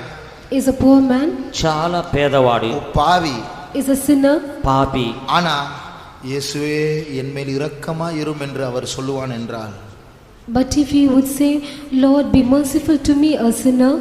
యేసయ్యా నన్ను కరుణించమని చెప్పి ఆయన చెప్పినట్లయితే இந்த 3 பேருடைய இருதயத்தில் இருக்கிற அந்த சந்தோஷத்தின் சிகரங்களை விட தேவனுக்காக ஏங்குகிறதான இந்த மனுஷனுடைய உள்ளமானது மிகவும் ஐஸ்வர்யமானது என்று அவர் சொன்னார். More than the summit of the joy and the happiness of these 3 people, the state of the heart of this person is great in the sight of God. ఈ యొక్క ముగ్గురులో ఉన్నటువంటి సంతోషమని ఆ యొక్క శిఖరముల కంటే కూడా ఈయన యేసు నిమిత్తమై ఆ యొక్క దాహము కొని ఉన్నాడు, అదే గొప్పదని చెప్పుచున్నాడు. ஆகையால் உங்களுக்கு யூகிக்க முடியுமோ இல்லையோ, உங்களால் ஏற்றுக்கொள்ள முடியுமோ இல்லையோ, பரலோகத்தின் கண்ணோட்டத்தில் நீங்களும் நானும் தேவனுக்காக ஏங்குகிறவர்களாய் இருக்கிறபடினால் இருந்தால் பரலோகத்தில் நீங்களும் நானும் தான் VIPs. I don't know whether you are able to imagine or think, but if you have a thirsty heart towards God, then you and I are the VIP in heaven. మీరు ఊహించున్నారో లేదో, దాన్ని అనుకొనుచున్నారో లేరో, కానీ అది ప్రభువు నిమిత్తమై మీరు దాహముకొని ఉన్నట్లయితే పరలోకములో మీరే ముఖ్యమైనటువంటి మనుషుడు. இந்த பூமியிலே முக்கியமானவர்கள் அமெரிக்கா ஜனாதிபதியோ இந்தியாவினுடைய பிரைம் மினிஸ்டரோ மினிஸ்டர்ஸோ அல்ல, நீங்களும் நானும் தான் பரலோகத்தின் கண்ணோட்டத்தில். The VIP of this world is not the Indian president or the American president, but in the sight of heaven, you and I are the greatest person. ఈ యొక్క లోకములో ఉన్నటువంటి ఈ యొక్క ఇండియాలో ఉన్న రాష్ట్రపతి కంటే కూడా ఆ యొక్క అమెరికా అధ్యక్షుని కంటే కూడా మనమే ఎక్కువ దేవుని యొక్క దృష్టిలో ముఖ్యమైనటువంటి మనుషులమై ఉన్నాము. நாம் நம்முடைய கண்களை மூடுவோம். Let us close our eyes. మనము మన యొక్క కన్నులు మూసుకునేదము. ஆண்டவர் நமக்கு நம்மை பற்றி ஒரு திட்டத்தை அவர் வைத்திருக்கிறார். God has a plan concerning us. ప్రభు మన నిమిత్తమై ఆయన ఒక ఉద్దేశమును ఉంచుకొని ఉన్నాడు. திசை அறியாத குருடரை போல நாம் நடந்தது போதும். It is enough of us walking like the blind people who do not know the direction. దిశ తెలియనటువంటి గుడ్డి వాళ్ళ వలె మనము అల్లాడినది చాలుని. நாம் ஆண்டவருடைய திட்டத்தை அறிந்து அதன் பாதையில் நடக்க வேண்டும். Knowing the plan of God, we have to walk in that way. మనము దేవుని యొక్క సంకల్పమును గుర్చెరిగిన వారమై దాని యొక్క మార్గములో నడువవలెను. கூட இருக்கிற மற்றவர்கள், வேலை செய்கிற மற்றவர்கள், கூட படிக்கிறவர்களோடு ஒப்பிட்டு வாழ்க்கையை ஒப்பிட்டு பார்த்து அவர்களை போல் மேன்மை அடைய வேண்டும் என்று இந்த உலக சாதனை திட்டங்களினால் வஞ்சிக்கப்பட்டது போதும். Looking at the people around us, looking at our co-workers and looking at the people at our surrounding environment, it is enough of us striving to achieve the world's greatest plan. లోకములో మీతో ఉన్నవారు, మీ యొక్క ఉద్యోగ స్థలములో ఉన్నవారి వలన, మీరు చదువు స్థలములో ఉన్నవారి వలె సాధించవాలని చెప్పి అనుకున్నది ఆ విధముగా మోసపరచబడింది చాలుని. அதை விட பல மடங்கு, பல கோடி மடங்கு மேன்மையான ஒன்றுக்காக கர்த்தர் நம்மை அழைத்திருக்கிறார். But God has called us that we might achieve a thing which is cross of time greater than this. దానికంటే పలు విధమైన కోట్ల లెక్కలో ఉన్నటువంటి శ్రేష్టమైన దాని నిమిత్తమై ప్రభువు మనల్ని పిలిచినాడు. டிவிக்கு முன்பாக உட்கார்ந்து நம்முடைய அழைப்பை மறந்துவிட்டு நாம் வாழ்க்கையில் விளையாடினது போதும். It is enough of sitting before TV and forgetting your calling and playing with our life. టీవీకి ముందుగా మనం కూర్చొని మన యొక్క పిలుపును మనం మరిచిపోయి మనం ఆటలాడినది చాలుని. பிள்ளைகளே, வாலிபர்களே, கம்ப்யூட்டர் கேம்ஸ் வீடியோ கேம்ஸ் ஆடுவதற்கும் இன்டர்நெட்டில் அலசி ஆராய்ந்து பார்ப்பதற்கும் கர்த்தர் நம்மை அழைக்கவில்லை. அதல்ல நம்முடைய வாழ்க்கை பற்றியதான சாதனை. தேவன் நம்மை மேன்மையான ஒன்றுக்காக அழைத்திருக்கிறார். O children and O young people, it is enough of playing video games and other games. It is enough of playing the internet, and this is not a calling, but God has called us for something which is greater than this. పిల్లలారా, యవనస్తులారా, video game మూలముగాని computer game మూలముగాని internet లో వెళ్లి అవన్నీ కూడా చూసి నిమిత్తమై ప్రభు మనల్ని పిలవలేదు. దానికంటే శ్రేష్టమైన దాని నిమిత్తమే ప్రభు పిలిచినాడు. சாகும்போது பழைய ஏற்பாட்டு சவுலை போல அபிஷேகம் பண்ணப்படாதவனை போல் சாகாதே. சாகும்போது என் ஓட்டத்தை முடித்தேன், என் விசுவாசத்தை காத்துக்கொண்டேன், எனக்காக ஜீவ கிரீடம் வைக்கப்பட்டிருக்கிறது என்று ஒரு நம்பிக்கையோடு சாவமாக. Do not die as Saul, who died as one who is not anointed, but at the time of death die with a whole, like Saint Paul saying that I have kept my faith, henceforth there is laid up for me a crown of righteousness. చనిపోయినప్పుడు మరణించినప్పుడు పాత నిబంధన ఉన్న సౌలు వలె మరణింపకున్నట్లుగా పరుగును ముగించింది విశ్వాసమును కాచుకొని ఇది మొదలుకొని జీవిత కిరీటమును ఆ నిమిత్తమై కాచుకొని ఉన్నదని చెప్పి మనం இங்கே யாராவது ஏமாற்றப்பட்ட நிலையில் மனது இருக்கும் என்றால் அந்த மனது மாற வேண்டும். அது கிறிஸ்துவின் பக்கமாய், கிறிஸ்துவின் சாதனை திட்டத்தின் பக்கமாய் திரும்ப வேண்டும் என்று வாஞ்சி உள்ளவர்கள் இருப்பீர்கள் என்றால் இப்பொழுது ஒரு அபிஷேகத்திற்கு ஒப்பு கொடுங்கள். If there is anyone who has come here with a deceived mind, and let your minds be changed, and let your mind be changed towards God's greatest achievement. ఇక్కడ ఎవరైనా కూడా మరిచిపోయిన వారు ఉన్నట్లయితే క్రీస్తు వైపు నా యొక్క మనసు తిరగమని చెప్పినట్లయితే అభిషేకములకు అప్పగించుకోనండి. எதை மேன்மையாக இதுவரைக்கும் எண்ணிக்கொண்டிருந்தோமோ அதை குப்பை என்று எண்ணக்கூடிய ஒரு அபிஷேகத்துக்காக காத்திருப்போம். Those things which we consider to be great hitherto, now there is an anointing for us to count all those things as done. దేనినైతే అతిశయముగా ఎంచుకొని ఉన్నామో దానిని కుప్ప అని చెప్పి ఎంచుకునే విధముగా అభిషేకముల కొరకు కనిపెట్టుకునేదము. ஸ்தேவான் கல்லறியப்பட்டு சாகும்போது முட்டியில் நின்று தேவனுடைய மகிமை என்று காண்கிறேன் என்று சொன்னாரே, அந்த மகிமையை காணக்கூடியதான நம்முடைய தரிசனத்தை மாற்றக்கூடிய ஒரு அபிஷேகத்திற்காக காத்திருப்போமா. When Stephen was stoned, he knelt down and he said that he saw the glory of God. Now there is an anointing for us that it might change our vision. సెపడు జీవితముగా రాళ్లతో కొట్టబడి మరణించే సమయమందు ఆయన మోకాళ్ళుని దేవుని యొక్క మహిమను చూస్తున్నాడని చెప్పి అటువంటి దర్శనము కొరకు మనకు అభిషేకము కొరకు కనిపెట్టుకునేదాము. ஆபிரகாம் ஒரு பெரிய சீமானா இருக்கும்போது அவருடைய மேன்மைகளை விட்டு எனக்கு இயேசு போதும், தேவன் போதும் என்று எல்லாவற்றையும் விட்டு போனானே, அந்த மகிமையை காணும்படியாக நம்முடைய மேன்மைகளை நஷ்டப்படுத்தினாலும் அவருக்கு பின்னாடி செல்லக்கூடிய ஒரு தரிசனத்தை கர்த்தர் தருவாராக. Though Abraham was a very rich man, and when he saw the glory of God, he forsook all the riches and he went after God. May the Lord give us anointing to count all those riches as dung and loss. Abraham గొప్ప ధనవంతుడైనప్పటికీ కూడా దేవుని యొక్క మహిమ చూచుటకు వ్యాపారించిన విధముగా మనము కూడా ఆ యొక్క యేసు చాలుననే యొక్క మహిమ నిమిత్తం మన యొక్క దర్శనము కలుగును గాక. இதுவரைக்கும் மண்ணோடு ஒட்டிக்கொண்டிருந்த சில ஆத்துமாக்களை கர்த்தர் தூக்கி எடுக்க போகிறார். Hitherto God is going to lift up those souls that were sticking towards the dust. ఇంతవరకు మన్నుతో కూడా పండుకొని ఉన్నటువంటి కొన్ని ఆత్మల్ని ప్రభు లేపబోచున్నాడు. பரலோகத்தின் மேன்மையையும் பரலோகத்தின் மகிமையையும் காணக்கூடிய தரிசனத்தை கர்த்தர் தர போகிறார். God is going to give you the vision to see the greatness and the glory of heaven. పరలోక సంబంధమైన శ్రేష్ఠతని మహిమను చూచే దర్శనమును ప్రభు ఇవ్వబోచున్నాడు. இந்த அபிஷேகத்தை பெற்றுக்கொள்வோமாக. Let us receive that anointing. ఈ యొక్క అభిషేకమును పొందుకొనుదాము.